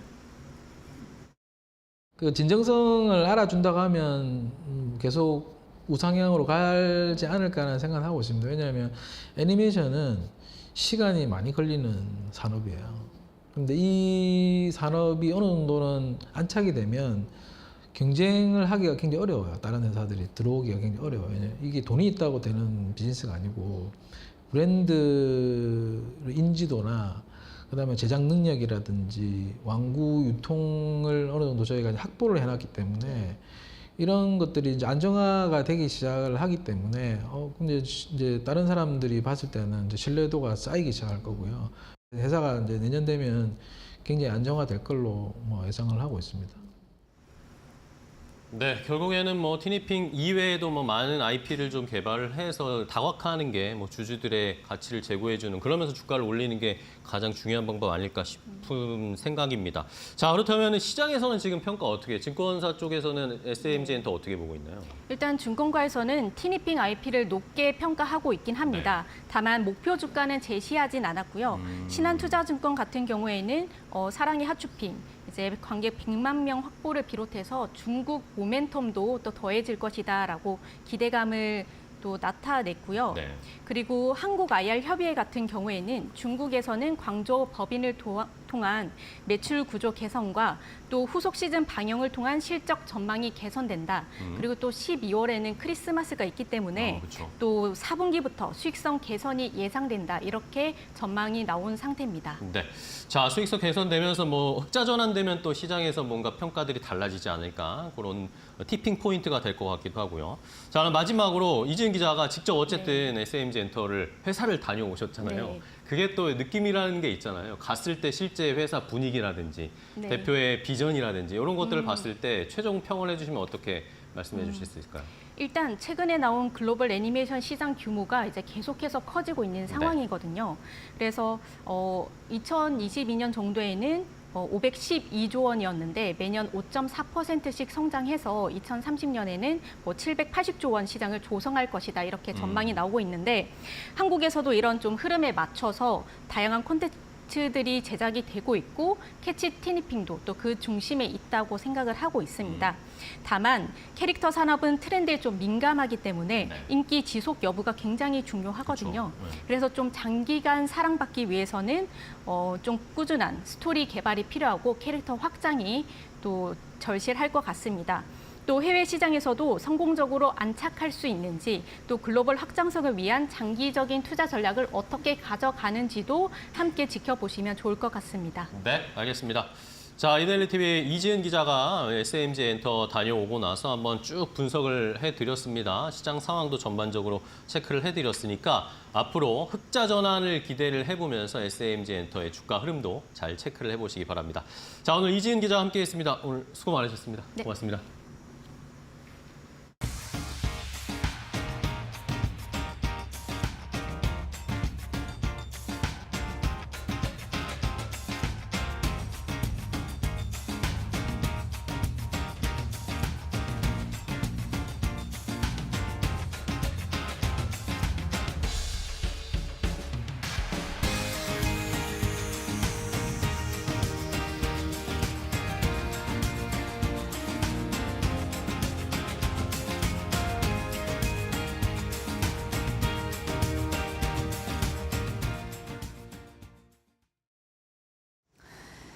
LG 에너지솔루션이 미국 빅3 완성차 업체 포드와 배터리 동맹을 맺었습니다. 이 13조 원이 넘는 상용차 배터리 물량 수주로 그야말로 잭팟이 터진 겁니다. LG 에너지솔루션이 이 생산한 배터리는요, 앞으로 이제 포드가 유럽에서 판매하는 전기 벤에 전량 장착될 예정입니다. 이렇게 되면 이제 폴란드 공장 운영에도 숨통이 트일 수 있거든요. 유럽 전기차 판매 둔화로 가동률이 그동안 떨어졌지만 이번 대규모 수주는 실적 개선에 확실한 요소가 될 수 있습니다. 특히 전기 상용차용 배터리는요, 상대적으로 납품 단가가 높고 계약 기간도 길어서 유리합니다. NH투자증권이 보고서를 냈는데 코멘트를 했는데 이번 계약이 LG 에너지솔루션으로서는 이 공장 가동률 하락 리스크를 줄인다라는 점에서 긍정적이다라고도 분석하기도 했습니다. 2030년에요, 유럽에선 상용차 절반 이상이 전기차가 될 전망입니다. 이 전기차 시장이 계속 성장할 것이란 건 의심의 여지가 없습니다. LG 에너지솔루션은 차 배터리, 또 ESS용 배터리 등 포트폴리오를 다각화하면서 추가 수주 기대감을 높이고 있죠. 2차 전지주의 부활이 멀지 않아 보입니다. 이지혜의 뷰였습니다.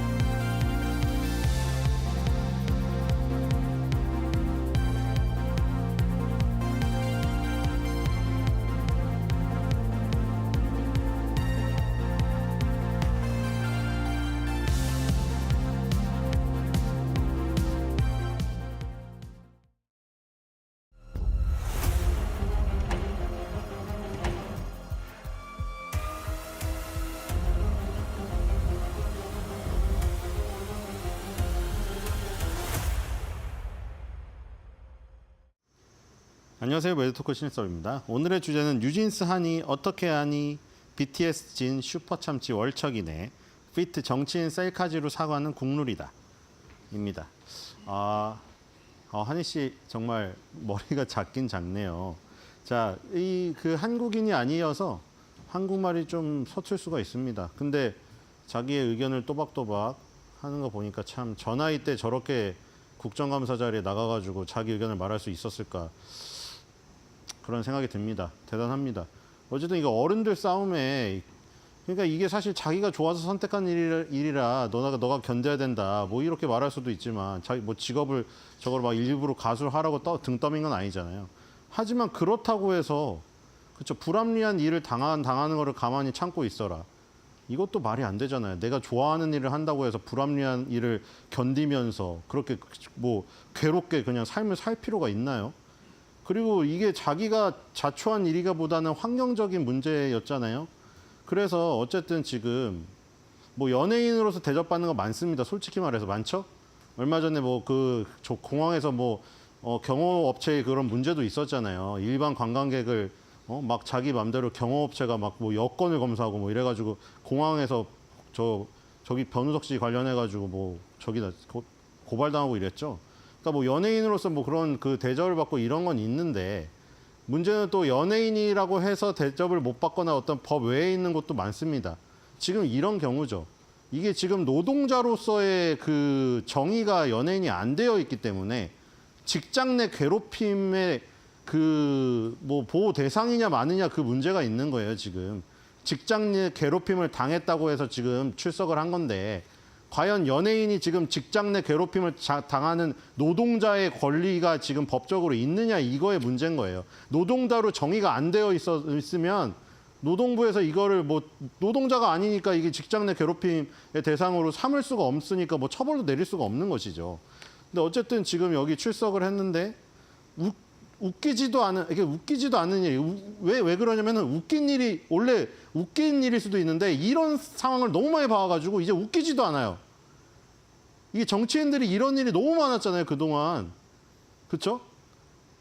아니 솔직히 저기 막 공부 되게 잘하고 뭐 머리 좋아서 각 분야에서 굉장히 1등을 해가지고 다 국회의원 하는 거 아니에요, 대부분? 보면은. 맞죠? 나중에 뭐 이제 스포츠에서 1인자, 뭐 과학에서 1인자, 막 각 분야에서 1인자가 되면은 국회의원으로 모셔가잖아요. 근데 왜 저렇게 똑똑하신 분들이 왜 저런 사태 파악이 안 될까? 저는 이해가 안 되긴 하는데 저기 그 자리에 가면 그렇게 되나요? 뒤로 가보겠습니다. 그러니까 지금 이거부터 지금 사실 말이 안 되는 장면이죠. 지금 이제 이 한희 씨는 직장 내 괴롭힘을 저기 주장하러 나왔고 이분은 여기 지금 하나오션 이 안에서 노동자가 5명이 사망하는 사고 때문에 그거에 책임을 물으는 자리로 나왔는데 이 앞뒤로 앉아서 셀카를 찍는 모습이에요. 물론 찍고 싶겠죠. 뉴진스 한희의 실물을 보니까 찍고 싶겠죠. 하지만 지금 나온 자리가 어딥니까? 자신의 사업장에서 노동자가 5명이 죽었는데 그 질의응답을 받을 자리에 나와가지고 저렇게 웃는다는 건 사실 지금 그 사망한 노동자의 어머니, 아버지가 이거 보고 있을 거 아닙니까? 국감을? 참 황당한 일 아닐 수가 없죠. 그래서 결국에는 하나오션이 김희철 대표이사 명의로 사과문 올렸습니다. 당사 임원의 적절하지 못한 행동에 대해서 국민과 국회 그리고 유가족 여러분께 깊이 사과를 드린다. 근데 이게 아니 저 공부도 많이 하시고 똑똑하고 사회 경험 많으신 분들 아니에요, 다들? 근데 왜 바로 1분 뒤에 일어날 상황을 대처를 못하고 저렇게 저지르는지 저는 이해가 안 됩니다. 뒤로 가보겠습니다. 자, 그리고 최민희 의원, 과방위원장이죠. 아니, 이건 좀 심한 거 아닙니까? 아니, 지금 이게 문제가 되는 게 이게 과방위가 열리고 있을 때 옆 사람한테 맡기고 왔다는 지금 논란에 휩싸였어요. 자, 그리고 한희 씨가 들어오기 전에 아니, 아무리 그래도 그렇지 뒤로 가보겠습니다. 이건 좀 심하지 않습니까, 이거는? 이거 이렇게까지 해야 되나? 그쵸? 실물이 그렇게 보고 싶었나 봅니다. 자, 뒤로 가보겠습니다. 네, 그래서 이제 그 새민주당이 민주당 거기 안에는 소규모 새민주당이라고 있었어요. 새로운 민주당. 여기 대변인이 이 한마디를 했는데 최민희 가방위원장이 친히 뉴진스 한희 영접에 나섰다. 대한민국 국회 가방위원장이 스마트폰을 들고 무릎과 허리까지 숙여가며 아이돌 사진을 찍고 있는 모습에 국민들은 썩소를 날릴 수밖에 없다. 한숨 나오는 장면. 이 정도면 국회의원 말고 그냥 뉴진스 팬클럽 활동하면 좋은 일이라고 논평을 내셨습니다. 자, 그리고 한희 씨는 이제 그걸 마치고 나서 한희 씨가 그때 처음에 들어올 때 기자분이 맨 처음에 한 질문이 그거였어요. 팬들한테 하고 싶은 말 있으면 해달라고 했더니 한희 씨가 어차피 팬들이 제 마음을 다 알고 있기 때문에 말할 필요가 없다고 했거든요. 그러니까 그 정도로 지금 바니즈랑 한희 씨는 그 마음이 완전 통하고 있다는 어떤 신뢰의 그런 얘기였죠. 되게 자신감이 있었죠. 어차피 팬들이 내 마음을 아는데 굳이 내가 기자한테 말할 필요가 있나 뭐 이런 거였잖아요. 그리고 끝나고 나서 바로 여기 팬클럽에 들어가서 대화를 합니다. 내가 너무 감사하다. 이게 한희 씨입니다. 버니즈 고생했어. 나 너무 고생했어. 너무 고생했어. 너무 고맙고. 나도 울고 싶진 않아. 눈물이 안 멈춰요. 그냥 너무 고마워 정말. 이렇게 남겼습니다. 자, 그래서 이제 한희 씨가 참석한 데가 국회 환경노동위원회 경제사회노동위원회 국정감사 자리였거든요. 그러니까 과방이라는 건 관계가 없는 거예요. 과방위원장이 와서 사진을 찍은 거예요. 환경노동위원회 거기 와가지고. 자, 뒤로 가보겠습니다. 자, 그래서 두 분이 출석했죠. 자, 어도어의 대표. 지금 원래 민희진 씨가 대표이자 지금 그 프로듀서까지 맡고 있었는데 8월 달에 이 대표로 앉히고 대표랑 프로듀서를 분리해서 민희진 씨는 너는 프로듀싱만 해라. 대표는 따로 앉혀야 된다. 민희진 씨는 이걸 반대해서 이제 거부를 했지만 그리고 지금 한희 씨를 포함해서 한희 씨 부모님과 뉴진스가 전부 다 민희진 씨를 대표로 다시 돌아오라고 지금 얘기를 하고 라이브도 하고 했지만 하이브에서는 어도어 대표를 갈아치웠습니다. 그래서 지금 이분이 지금 나오셨다. 김주영 어도어 사내이사가 신임 대표이사로 선임되었던 게 8월 27일이고 그래서 현재 지금 신임 대표이사입니다. 어도어에. 그래서 이분하고 한희 씨가 이제 같은 자리에 섰죠. 그래서 한희 씨는 이 어도어 지금 대표이사 그 김주영 대표이사 보고 왜 내가 그렇게 하소연을 했는데 한 번도 안 도와줬냐. 근데 이제 김주영 이 대표는 자기는 증거를 수집하려고 엄청 노력을 했지만 증거가 하나도 없었기 때문에 내가 할 수 있는 일이 없었다. 그리고 뭐 한희 씨는 또 바로 반격을 했어요. 그렇게 얘기하는 게 말이 안 된다. 그걸 할 의지가 안 보인다고. 바로 직격탄을 날렸습니다. 어쨌든 간에 지금 민희진 전 어도어 대표는 어도어 사내이사직하고 프로듀싱 업무는 유지하는데 대표이사 자리를 뺏긴 거예요. 지금 민희진 씨 이걸 반대하고 있고 지금 그 뉴진스도 지금 다 복귀하라고 지금 말을 하고 있어요. 근데 지금 저기 하이브에서는 그렇게 얘기하고 있죠. 어도어만 멀티 레이블 중에 유일하게 그렇게 봐준 거다. 지금 다른 레이블들은 대표이사랑 사내이사를 겸하거나 프로듀싱을 겸하는 곳이 없는데 어도어만 대표이사랑 다 하고 있으니 대표이사는 경영하고 분리하는 거, 내부 조직을 제작과 경영을 분리하는 거는 멀티 레이블에서 다 하고 있던 일이지 굳이 우리가 뭐 민희진 죽이기를 위해서 어도어를 차별하는 건 아니다라고 이렇게 주장하고 있어요. 그리고 이제 민희진 전 대표는 언론을 통해서 이미 자기 의사랑 관계없이 일방적으로 해임됐기 때문에 이거 인정할 수 없다 이렇게 하고 있죠. 자, 어쨌든 둘이 나와서 그냥 공방전만 펼쳤습니다. 이분은 지금 계속 증거가 없다고 하고 CCTV도 자기가 뭐 일부러 숨기고 이런 게 없고 뭐 증언이나 증거가 있어야 나도 뭘 하겠다 이거 아니냐. 그리고 결정적으로 그 말을 했습니다. 법을 좀 공부하고 나온 것 같아요. 왜냐하면 아까 전에 말한 대로 지금 노동자로서의 권리를 주장하려면 연예인이 거기서 노동자여야 되거든요. 그래야 직장 내 괴롭힘으로 처벌할 수 있는데 노동자가 아니에요. 그래서 이 어도어 대표가 그 말을 했어요. 노동자로 지금 안 되어 있는데 어떻게 노동자로서 직장 내 괴롭힘에 대해서 처벌하냐 이 얘기를 했습니다. 뒤로 가보겠습니다.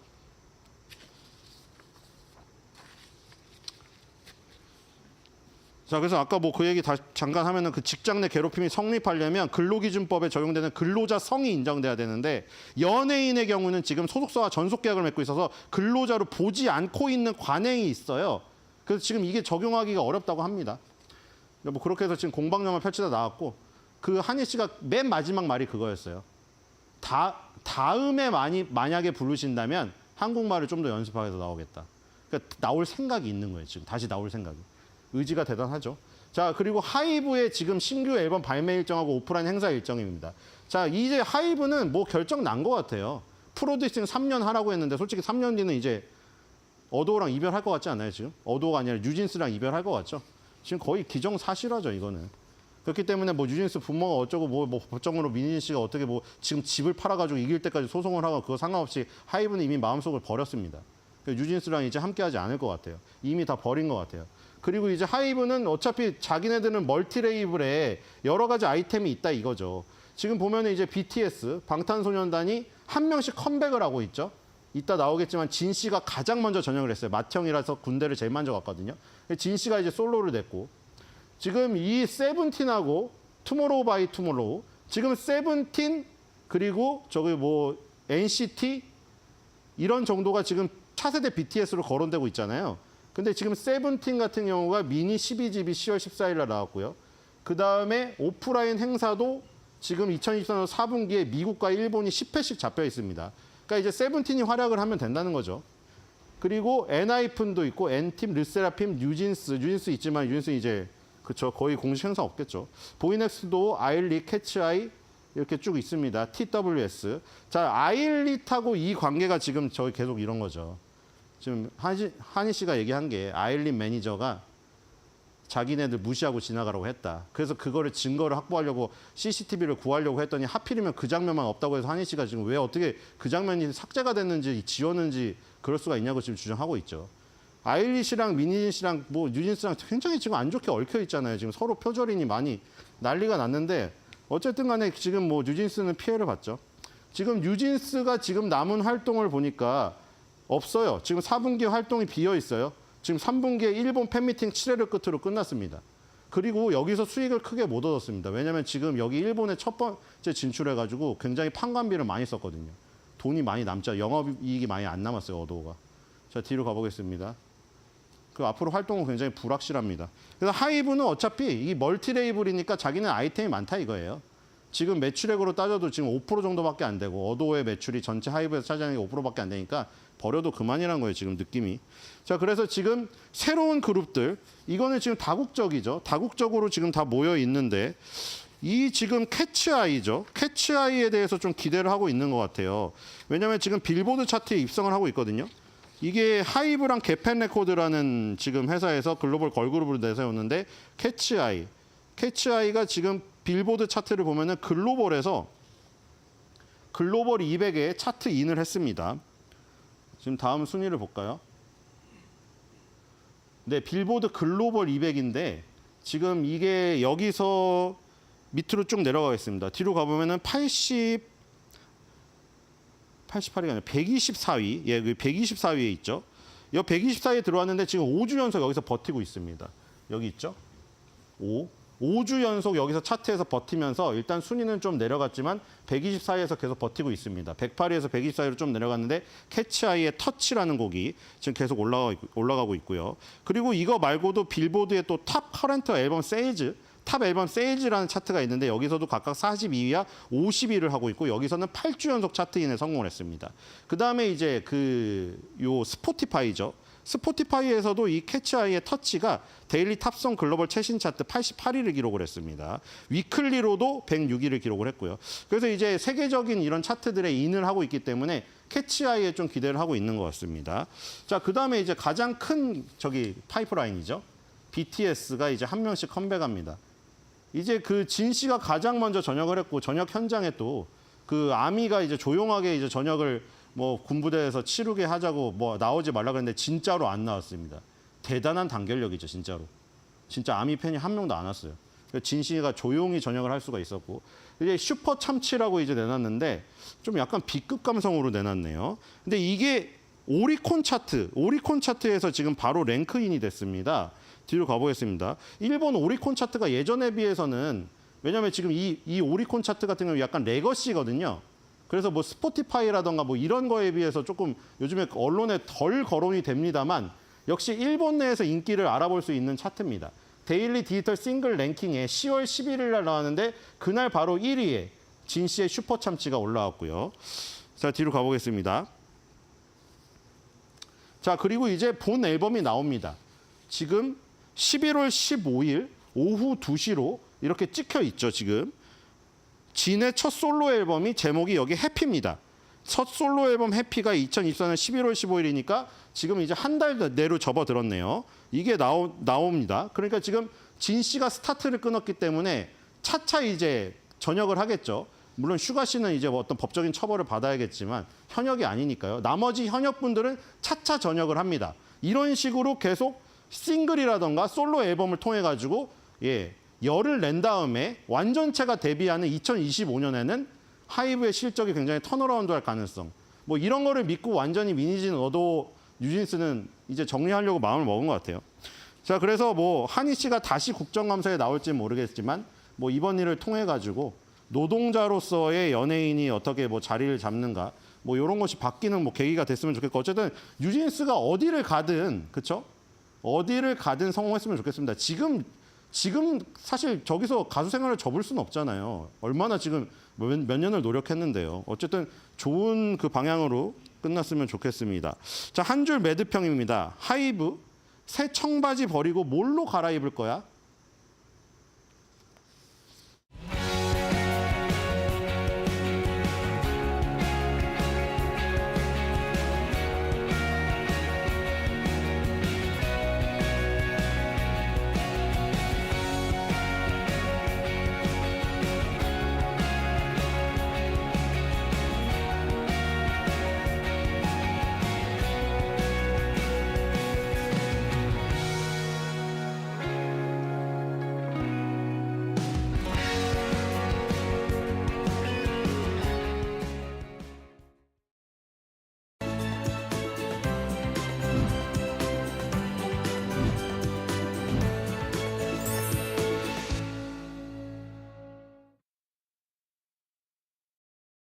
네, 오만한 인터뷰 시작을 하겠습니다. 이제 다음 주에 테슬라 실적 발표 앞두고 있는 상황인데요. 또 이에 따라서 우리 시장에서 뭐 전기차 관련주, 2차 전지 관련주가 또 영향을 받을 수 있어서 굉장히 중요한 이슈입니다. 자, 그리고 최근 로봇 택시인 사이버캡, 요게 이제 베일을 벗었는데 디테일은 부족했다. 그런데 미래에 어떠한 비전을 제시했다. 이렇게 좀 의견은 엇갈리고 있습니다. 그래서 테슬라 이런 부분에 대해서 어떻게 또 분석을 하시는지 그 전문가를 모셔봤습니다. 자, 미디어 스피어 오늘은 강정수 박사와 함께 말씀 나눠보도록 하겠습니다. 박사님 안녕하십니까? 안녕하세요. 네, 워낙 이제 테슬라들이 좋아하는 예, 그런 부서이기 때문에 저희가 오늘 특별히 모셨습니다. 네, 맞습니다. 이런저런 이야기 좀 많이 해주시면 좋을 것 같고요. 최근 이제 테슬라가 선보인 로봇 택시 위 로봇을 주제로 이제 딱 공개가 됐습니다. 일단 몇 점 정도 주실 수 있는지 궁금합니다. 어떻게 사람이 보셨어요? 점수를 매길 때는 기대치가 있고 그 기대치를 네. 넘어서면 점수가 좋게 나오고 그렇죠. 기대치를 떨어뜨리면 뭐 점수가 낮게 나오죠. 그러다 보니까 이 기대치라는 건 주관적인 거고 저는 기대치가 매우 낮았었어요. 아, 그래요? 뭐 특별한 거 있겠어라고 생각했는데 저의 기대치는 훨씬 넘어섰기 때문에 저는 사실은 대단히 좋은 점수를 주고 싶습니다. 그런데 이제 기관 투자자들 같은 경우에는 좀 높은 기대치를 가지고 있었고 로보택시가 어떻게 테슬라의 펀더멘탈, 즉 재무제표상에 영향을 줄 수 있을 것인가 어떤 네. 일정으로 이걸 기대했기 때문에 블룸버그라든지 곳곳에서 지금 나오고 있는 월스트리트저널 이런 데서 나오는 월가의 기관 투자자들은 실망했다는 표현들이 나오는 것은 그들의 기대치는 비즈니스적인 관점에서의 기대치가 존재했기 때문에 그 부분 채우지 못했고 여러분 매우 짧았잖아요. 한 24분 정도가 지속되었었는데 대단히 테슬라가 그리고 있는 또는 일론 머스크가 그리고 있는 미래의 모빌리티 여기에 대한 초점을 맞췄고 미래 사회에서의 어떤 휴머노이드 로봇의 역할이라든지 이런 것들을 보여주면서 비전을 선포하고 이 비전에 우리는 매우 가깝게 와 있다. 과거 자기가 2015년부터 자율주행 2년밖에 안 남았다고 조금은 과장된 얘기를 했었지만 이제는 실제 일정에 다가왔다라는 것을 보여주면서 예를 들자면 로봇택시가 20여 대가 돌아다녔다라는 것은 이건 단순하게 프로토타입을 넘어서는 거거든요. 프로토타입은 보통 한두 대 정도가 보이는 거고 우리가 컨셉트카라는 거는 달리지 못하는 차를 말하는 거거든요. 근데 로보밴 같은 경우도 달려왔고 그래서 그건 좀 프로토타입에 가깝고요. 그리고 또 여러분도 보셔서 아시겠지만 로봇택시에 로봇 청소기가 등장해서 이건 되게 특허를 받은 상품입니다. 그래서 받는다든지 또는 인덕티브하게 즉 우리가 충전을 갖다가 무선 충전이 자동차가 가능하게 하는 것 컨셉을 보인다든지 이런 것들은 이후에 로봇택시를 운영함에 있어서도 준비가 다 돼 있다는 것을 보여주는 거죠. 왜냐하면 결국에는 로봇택시는 여러분 기억하셔야 되는 것은 반드시 정부의 인허가 사업입니다. 네. 정부가 인허가를 해주지 않으면 불가능하다라는 거고요. 그래서 이 로봇택시와 관련해서는 대단히 중요한 메시지를 일론 머스크는 저는 던졌다고 보고 있어요. 두 가지인데 하나는 가격이라는 거죠. 3만 달러 정도에 만들어진다는 것은 상당히 저렴하죠. 이거는요. 네. 규모의 경제를 만들지 않으면 이런 가격이 나오지 않습니다. 그렇죠. 지금 여러분 구글의 웨이모 같은 경우는 한 대에 10만 달러에서 20만 달러씩까지 하고 엄청 있어요. 차이가 나네요. 네, 이러한 것과 3만 달러를 만든다는 건 로봇택시만 만들지 않겠다는 뜻이에요. 로봇택시 100여 대 만들어서 200여 대 만들어서 1000여 대 만들어서 3만 달러의 가격은 나올 수가 없습니다. 이거는 이론적으로 완전히 불가능한 거죠. 그건 뭐냐면 아직은 로봇택시만 말했지만 이 로봇택시의 모델로 흔히 말하는 모델2도 만들겠다는 뜻을 명확하게 한 거죠.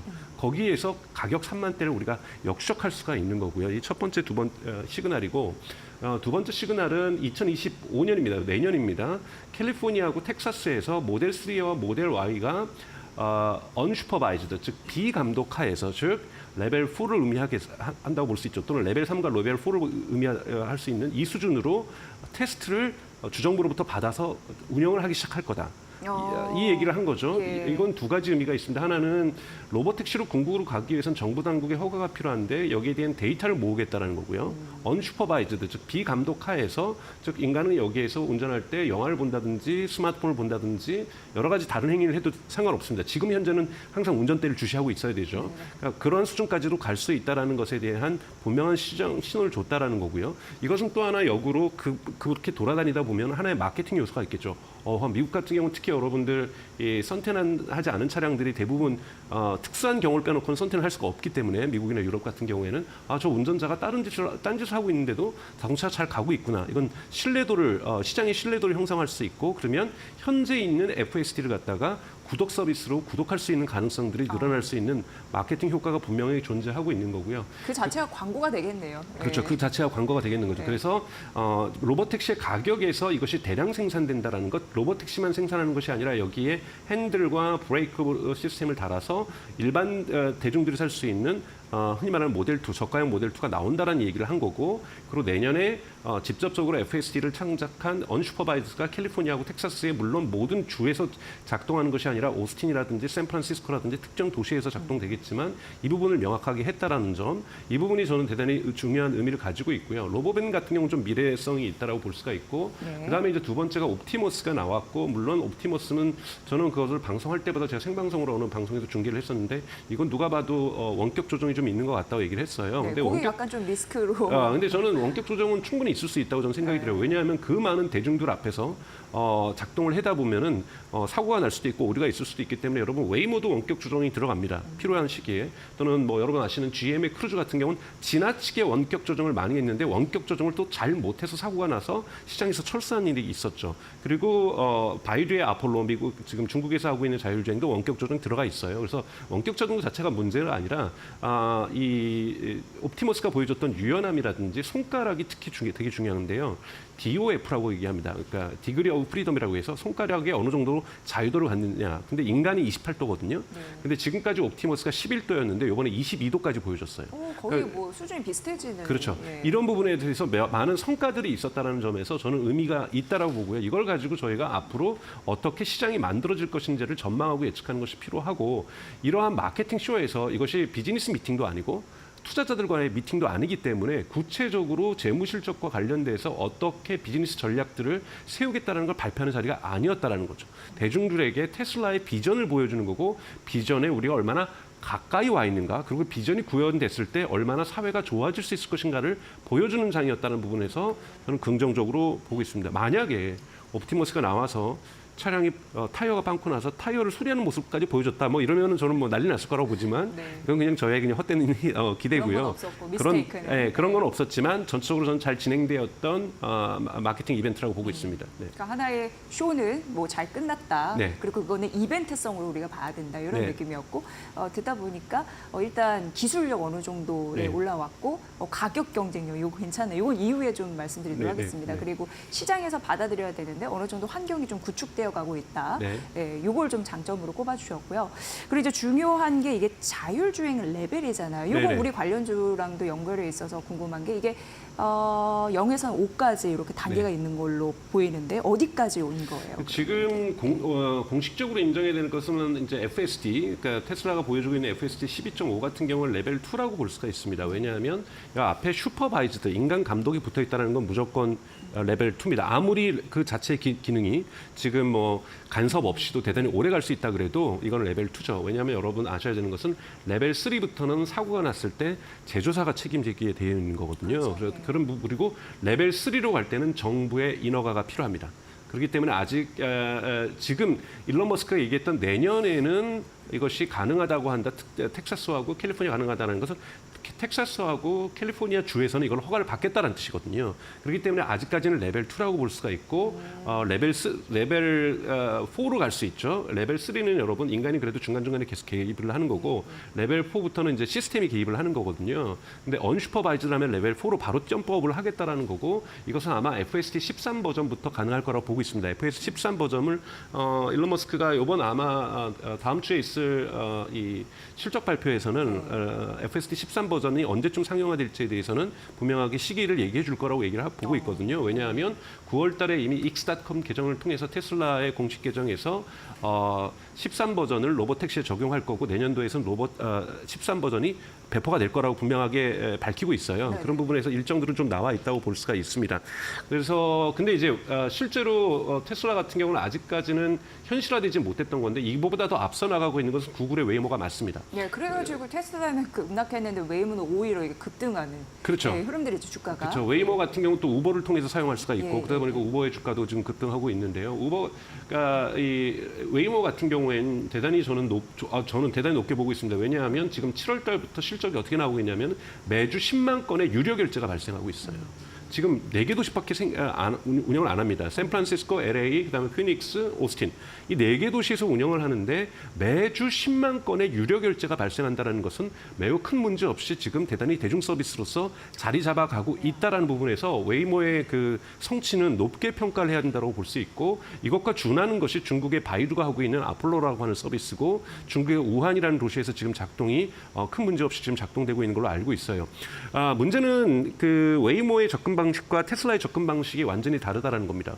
웨이모는 흔히 말하는 레이더와 라이다를 달아서 음파와 빛에 의해서 앞차와의 거리라든지 사물 간의 거리를 좀 더 정확하게 측정을 한다라면 근데 이 부분에서는 안정성을 좀 더 부여할 수 있지만 문제는 레이더와 라이다를 단 차량을 일반 차량에는 적용할 수 없다는 거죠. 네. 즉 웨이모는 특수 차량, 웨이모를 위해서만 특수 차량에 제작된 특수 차량에서만 작동할 수 있다라는 한계가 있고 장점으로는 좀 더 기술적 정확성이 있다라는 거고 또 다른 한계는 대단히 비싸다라는 한계점이 있는 거죠. 10만 달러가 넘으니까요. 아무리 규모 있게 생산을 해도 10만 달러 밑으로 내려가기는 대단히 어렵습니다. 그러나 그리고 일반 우리 차주가 살 수 있는 일반 소비자가 살 수 있는 차량이 아닌 특수 차량이라는 거고요. 접근성은 좀 많이 떨어져 보이네요. 네네. 그런데 이제 테슬라 같은 경우에는 느리게 가고 있지만 테슬라는 가게 되면은 테슬라가 지금까지 판매한 모든 차량에서 자율주행이 가능하다는 거죠. 이건 대단히 규모 있게 시장에 진출하는 것이기 때문에 한 번 이 수준에 올라간다라면 일론 머스크가 얘기하는 것처럼 내년에 이 수준까지 올라갈 수 있다라면은 그러니까 지금 유럽하고 중국도 FSD를 허가를 신청을 내놓은 상태고 이렇게 되면 사실은 세계 3대 시장 중국과 크기로 보면 중국 1위, 2위 미국, 그다음에 3위 유럽에서 한꺼번에 자율주행 4단계가 진행될 수 있다는 부분에서 테슬라가 성공한다면 가정입니다. 성공한다면 웨이모하고는 질적으로 다른 시장을 만들 수 있다. 이런 부분에서 큰 차이가 있을 수가 있습니다. 그래서 그 부분을 가까이에 왔다라는 것을 이번에 물론 스튜디오에서 진행됐지만 스튜디오에서 진행할 수밖에 없었죠. 왜냐하면 허가를 받아야 되는 거기 때문에 스튜디오에서는 허가가 필요 없기 때문에 근데 여기에 20여 대와 로보택시 20여 대와 모델 Y 30여 대를 갖다가 운행시켜주면서 운전석에 사람이 없는 상태로 운전을 하게 했고 그리고 그것을 사람들이 멀리서 지켜보는 것이 아니라 행사가 끝난 다음에는 공식 행사가 끝난 다음에 사람들이 직접 탑승할 수 있는 기회를 줬고 이걸 유튜브로 촬영할 수 있는 기회를 줬다라는 것에 대해서 대단히 근접해 있다라는 것을 보여주고 있다고 볼 수 있습니다. 네. 그러니까 어떻게 보면 테슬라 같은 경우에는 먼 미래를 생각을 했다. 왜냐하면 규모의 경제를 실현하려면 뭔가 자신감이 있어야 되잖아요. 네. 저가로 내놓을 수 있는 네. 그런 부분까지 함께 가져간다는 데에서 웨이모랑 또 차별화된다. 네. 이렇게 말씀을 해주셨고요. 그런 이제 로보택시 강 박사님은 기대치가 워낙 낮았기 때문에 네. 이번 점수를 높게 주셨지만 그 투자자들 같은 경우에는 이빨 빠진 택시라고 표현을 했거든요. 조금 과했습니까? 그러니까 우선은 여러분 네. 보셔야 될 것은 기관 투자자분들을 개인 투자자분들은 기관 투자자분들 많이 싫어하세요. 테슬라 같은 경우에 특히. 근데 분명하게 50% 이상을 가지고 있고요. 기관 투자자가 어떻게 판단하는 걸 되게 중요한 건데 요즘 데이터를 보면은 기관 투자자들은 테슬라 주식을 매수도 안 하고 있고 매도도 안 하고 있어요. 그러니까 그 흐름을 보셔야 되는 거죠. 지켜보죠. 네. 그렇지만 당장 매수도 안 한다라는 것은 네. 성장에 대한 의심도 갖고 있다라는 거고 또 매도도 하지 않는다라는 것은 또 성장할 것 같다는 기대치도 갖고 있다라는 거거든요. 첫 번째 이유는 테슬라의 지금 80%의 매출을 차지하는 차량에서의 수익률이 그렇게 증가하고 있지 않다는 부분에서 걱정을 하고 있는 거고요.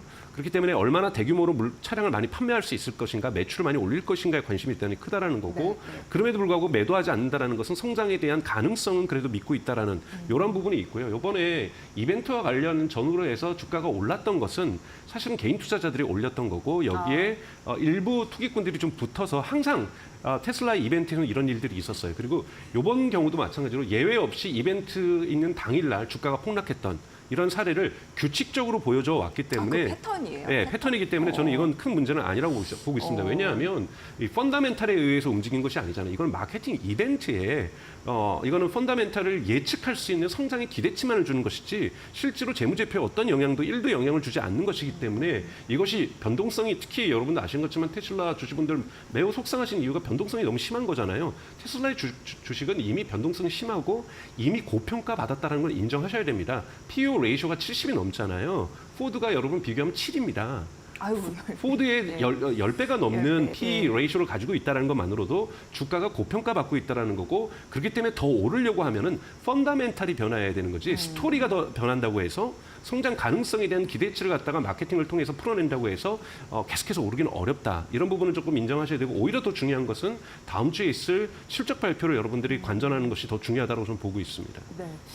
여기에서 그 데이터가 좀 나올 거예요. 왜냐하면 이번에 실망 매물의 원인도 구체적인 데이터가 나오지 않았다는 건데 어쨌든 테슬라가 미래 비전을 제시하는 기업이긴 해도 목표치 달성했다, 그 판매 이런 거 굉장히 중요한 데이터로 작용하잖아요. 저는 다음 주 실적 발표가 좋지 않게 나올 거라고 보고 있습니다. 아, 그래요? 우선은 보셔야 될 것은 이제 이 기관 투자자들이 보는 것은 네. 사실은 최근 기관 투자자들 사이에서는 테슬라의 ESS 사업의 성장성에 대해서 긍정적 의견을 표현하는 기관 투자자들이 나오기 시작하고 있고 FSD가 분명히 시장성이 있다는 것을 하고 있지만 기관 투자자의 머저리티, 절대 다수는 전체 수익률도 보지 않습니다. 테슬라의.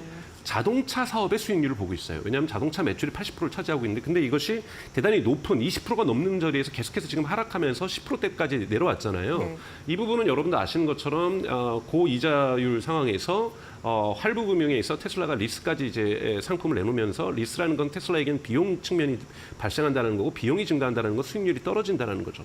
그리고 또 하나 반드시 또 보셔야 되는 것은 일론 머스크가 2분기 실적 발표 때 뭐라고 얘기를 했었냐면 올해 안에 목표로 사이버 트럭이 브레이크 이븐을 통과할 거라고 그랬어요. 네. 손익분기점을. 그건 뭐냐면 사이버 트럭은 아직까지도 손익분기점을 통과하지 못했습니다. 사이버 트럭이 손익분기점을 통과하지 못하고 생산량이 증가되고 있다는 것은 비용의 증가를 의미하는 거고요. 사이버 트럭이 수익률을 감소시키겠죠. 그리고 여러분 또 하나 수익률을 감소시키는 것이 있습니다. 바로 4680 배터리예요. 아, 예. 4680 배터리는 이제 수율을 높이고 있는 것이고 아직까지 손익분기점에 도달하지 못했다라는 거예요.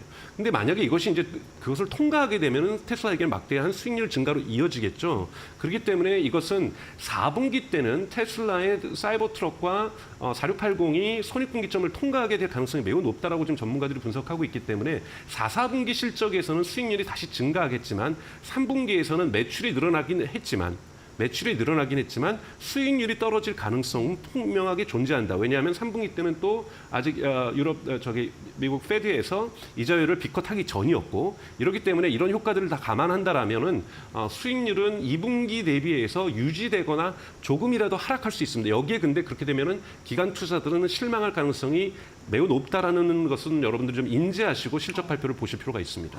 그럼 이제 다음 주 테슬라 실적 발표되면 조금 더 추가적으로 흔들 가능성이 굉장히 저는 있다고 농후한 보고 있어요. 건데. 네네네. 물론 뭐 네. 실적 발표에 서프라이징으로 다른 부분에서 수익률을 테슬라가 정말 전기차에서 이렇게 수익률을 높일 수 있었던 것은 첫 번째는 기술력입니다. 계속해서 혁신하면서 비용을 절감시켜 왔다는 거고요.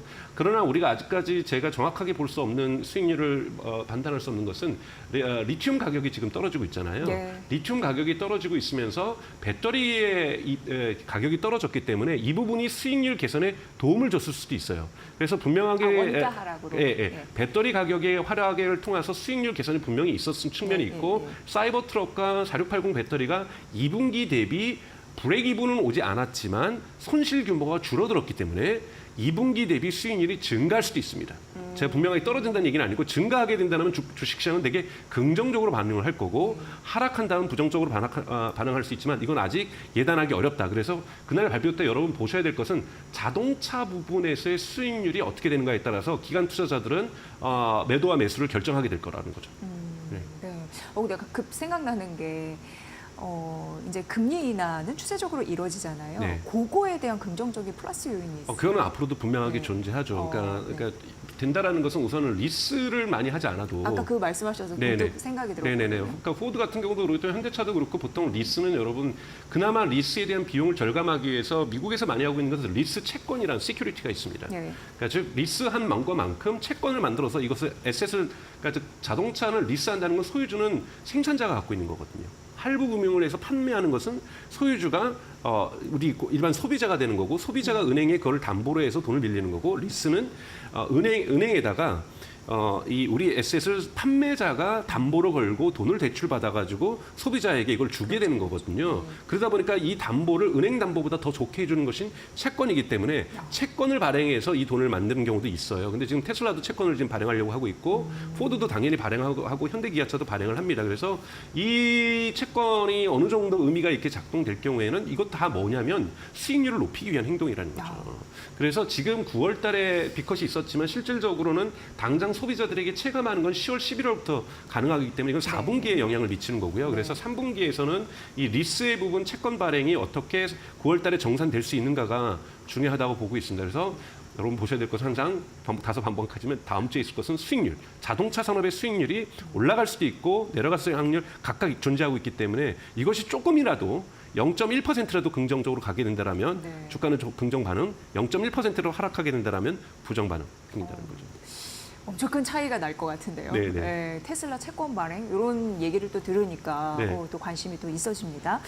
일단 앞서서 좀 말씀해 주셨어요. 자율주행 관련해서는 뭐 로보택시라고 이 표현할게요. 지금 전 세계적으로 어쨌든 이거는 테슬라만 하는 건 아니고 웨이모 말씀하셨고 그리고 중국 쪽에서도 네. 기술 경쟁 굉장히 치열해지잖아요. 네. 네, 우리가 좀 바라봐야 될 지점이 있을 것 같은데. 그러니까 우선은 인공지능에도 겨울이 여러 차례 있었습니다. 근데 우리가 여러 번 아시는 것처럼 이제 챗GPT가 오픈 AI가 2022년 11월에 나오면서부터 다시 인공지능이 붐이 불고 있는 거잖아요.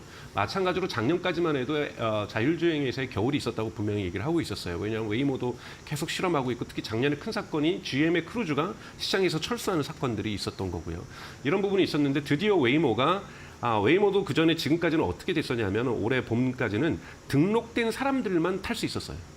그러나 지금 웨이모는 누구든지 우버를 통해서 탈 수가 있습니다. 그러니까 한국 사람들도 관광객으로 미국을 방문한다고 해서도 한다고 하면 이 4개 도시에 갔다라면 여러분들 우버를 웨이모를 체험할 수 있는 거죠. 이러면서 이 안정성에 대한 신뢰도가 시장의 신뢰도가 대단히 빠른 속도로 개선되고 있다라는 점. 시장이 일단 받아들이고 있다는 그렇죠. 확실한 증거는 되죠. 그렇죠. 네. 그런데 이제 이것이 이제 웨이모가 이제 규모의 경제를 늘려나가려고 하고 그래서 지금 현대자동차하고 좀 협상을 하고 있는 거잖아요.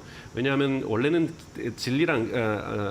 중국의 진리랑 하려고 했었는데 중국의 진리는 지금 미중 갈등 때문에 못 들어오니까 현대차로 이제 파트너가 바뀐 거고 이건 좀 더 규모 있게 나가서 조금 더 이 도시들을 더 내년에는 확장할 거라고 보고 있습니다. 그래서 안정적으로 성장의 흔히 말하는 J커브라고 하는 급진적인 어떤 성장의 시작점에 지금 놓여 있다고 볼 수가 있고요. 중국 같은 경우에는 기술도 기술이지만 중국 정부가 자율주행을 너무 밀고 있습니다. 중국 정부가 올해 5월 달에 국가 경제 전략을 발표했는데 여기에 자율주행을 대단히 중요한 가중치를 뒀고 2030년까지 중국 정부는 중국 100개 도시에서 자율주행을 상업화하겠다. 라고 선언을 하면서 네. 대단히 기업들을 흔히 말해서 압박을 하고 있어요. 네. 그래서 지금 샤오펑이라든지 하웨이도 지금 자율주행에 뛰어들었고 당연히 바이두 같은 경우에 우리나라로 치면 네이버죠. 여기 자율주행에서 의미가 있게 성과 있게 하고 또 BYD도 그렇고 정말 모든 기업들이 기술 기업하고 어떠한 짝짓기를 한다든지 다양한 형태로 지금 자율주행에 진출하고 있기 때문에 중국 같은 경우에는 자율주행의 시장을 대단히 커질 거고 이러한 맥락에서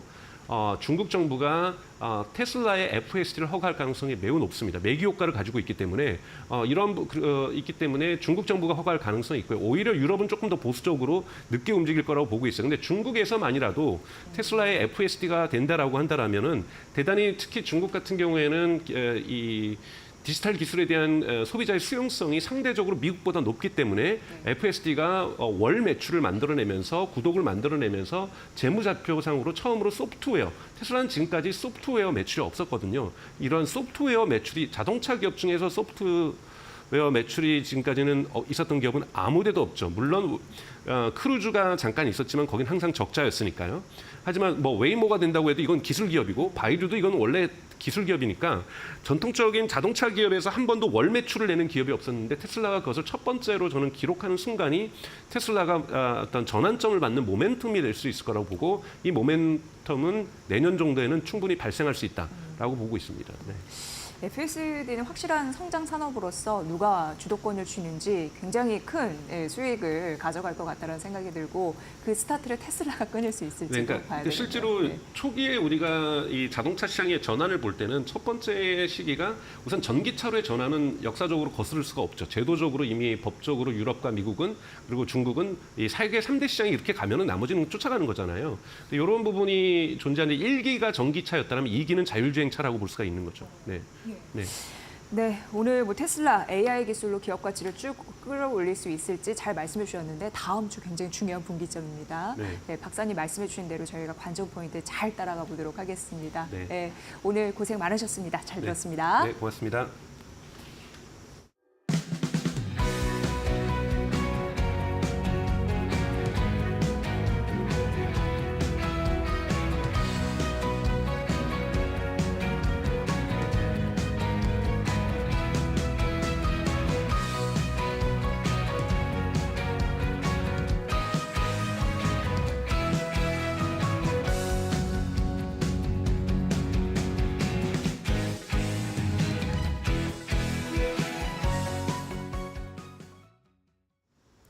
자, 반도체는 여전히 반등의 기미를 보이지 않고 있고 2차 전지도 여전히 탄력을 이어가지 못합니다. 이런 상황에서 시장을 버텨주고 수익을 낼 수 있는 분야, 바로 제약바이오 쪽입니다. 오늘은 앵커 브리핑 제약바이오 관련된 종목들을 한번 쭉 정리해 보도록 하겠습니다. 자, 시장에서 제약바이오가 그래도 좀 버텨주고 있습니다. 여기에서 우리가 얼마 전에 유한양행이 잭팟을 터뜨렸듯이 그러면서 주가가 치고 올라갔듯이 이런 유한양행을 따라갈 수 있을 만한 종목 뭐가 있을까 한번 정리를 해봤는데요. 제약바이오 안에서도 분야별로 한번 카테고리화를 해봤습니다. 자, 첫 번째 투자 라인업입니다. 일단은 플랫폼 기술 수출 4대 천왕이라고 불리는 종목들이죠. 알테오젠, 리가켄바이오, ABL바이오, 펩트론 이렇게 4가지 종목이 있습니다. 자, 이것들이 왜 중요하냐? 이런 기업들이 미국의 머크라든지 아니면 사노피라든지 또 일라이 릴리 같이 글로벌 제약 바이오 업체들과 함께 협력을 해서 독자적으로 그냥 시장을 공략하는 것이 아니라 이렇게 큰 글로벌 기업들의 후광을 얻어서 뭔가 기술 수출하고 FDA 승인을 받고 할 수 있을 거다라는 기대감들 때문에 이런 종목들을 좀 잘 살펴보셔야 되겠습니다. 펩트론 같은 경우에는 오늘도 지금 급등하고 있는데요. 물론 역시 비만 치료제와 연관되어 있기도 하지만 역시 일라이 릴리의 기술 수출을 추진하고 있는 것이 만약에 성공된다면 더 주가가 올라갈 수 있을 거다라는 예상들이 나오고 있습니다. 자, 다음은 유한양행 다음 타자가 될 수 있을 만한 종목들을 한번 꼽아봤는데요. 보로노이나 브릿지바이오 테라피틱스 같은 경우에는 이 비소세포 폐암 치료제 이것을 사용했을 때 생기는 돌연변이를 또 치료할 수 있는 그런 물질들을 연구하고 지금 개발하고 있습니다. 이러면서 유한양행 다음으로 역시 기술이 기대된다. 그리고 녹십자나 HK 이노행 같은 경우에는 이런 유한양행처럼 글로벌 진출이라든지 미국 FDA 승인을 기대할 수 있는 종목들로 살펴보고 있어요. HK노엔 오늘도 역시 4% 넘게 강한 상승세에 이어가고 있는 상황입니다. 자, 다음으로 살펴볼 카테고리는 많은 관심 가지고 계실 비만 치료제에 관련된 섹터입니다. 자, 비만 치료제 관련주 너무나 많습니다. 그런데 비만 치료제에 관련해서 우리가 살펴봐야 할 것은 이제 삭센다나 위고비 같은 이런 해외의 비만 치료제들은 하루에 한 번 맞거나 일주일에 한 번 맞거나 이렇게 많이 주사를 맞아야 된다라는 겁니다. 그런데 국내 업체들은 이것을 대체할 수 있을 한 달에 한 번 맞는다든지 그 효과가 더 지속이 되면서 그 이상으로 이 접종의 시기를 늦출 수 있다든지 아니면 라파스 같이 패치형으로 비만 치료제를 만드는 연구를 하고 있다는 겁니다. 이런 종목들이 역시 과연 비만 치료제 개발이 성공했을 때 역시 함께 상승할 수 있겠고요. 대웅제약 같은 경우에는 비만 치료제뿐만 아니라 톡신이나 수출 여러 가지 측면에 봤을 때 좋은 모멘텀들을 갖고 있습니다. 주가가 최근에 계속 우상향하고 있다는 거 확인해 보시고 블루엠텍 어제 급등했죠. 블루엠텍은 제약회사는 아닌데 이 삭센다를 지금 유통하고 있는데 위고비도 역시 이 블루엠텍이 제공을 할 것이다라는 유통을 할 것이다라는 기대감이 주가를 끌어올리고 있습니다. 마지막입니다. 조금 제약바이오 그래도 안정적으로 가고 싶다 하시면 CDMO, 위탁 개발 생산하는 업체들을 살펴보는 거 좋겠죠. 삼성바이오로직스 생물보안법의 최대수의 황제주다라고 일컬어지고 있습니다. 여기에 더해서 바이넥스 같은 경우에는 대형 생산 라인은 삼성바이오로직스가 담당한다면 바이넥스는 중소형 생산 라인을 많이 보유하고 있기 때문에 역시 틈새 시장으로 생물보안법의 수혜주가 될 수 있을 것이다. 이외에도 에스티팜이나 프리스티지 바이오파마 같은 종목들도 위탁 생산 개발에 수혜를 볼 수 있을 거다라는 이야기 나오고 있습니다. 자, 이렇게 제약바이오 빠르게 좀 정리를 해봤는데요. 설마 시청자분들 제가 말씀드린 이런 종목들 중에 하나도 가지고 있는 종목이 없으십니까? 그러면 바이오 트렌드에서 약간 벗어나신 겁니다. 계속해서 제가 말씀드린 종목 한번 잘 살펴보고 주가 흐름도 확인해 보시기 바랍니다. 네, 오늘 코스피 저점에서 약간은 들어올리고 있는 상황인데 여전히 약합니다. 외국인과 네. 기관이 반도체, 자동차, 금융의 제약, 바이오 팔고 있습니다. 네, 조금 이제 수급이 달라지는가 싶었는데 여전히 삼성전자, SK하이닉스 반도체가 완전히 전환되지 않았다는 걸 오늘 좀 확인할 수 있는 상황인 것 같습니다. 마지막까지 그래도 좀 힘을 내면서 반도체들이 상승으로 전환하기를 기대해 보겠습니다. 네, 이번 주 2600선 안착할 수 있을까요? 지속적으로 오후장의 힘도 잘 보시고요. 저희 마켓나우 2부는 내일 또 목요일장, 오전장 전략 확실하게 알려드리도록 하겠습니다. 끝까지 시청해주신 여러분 고맙습니다.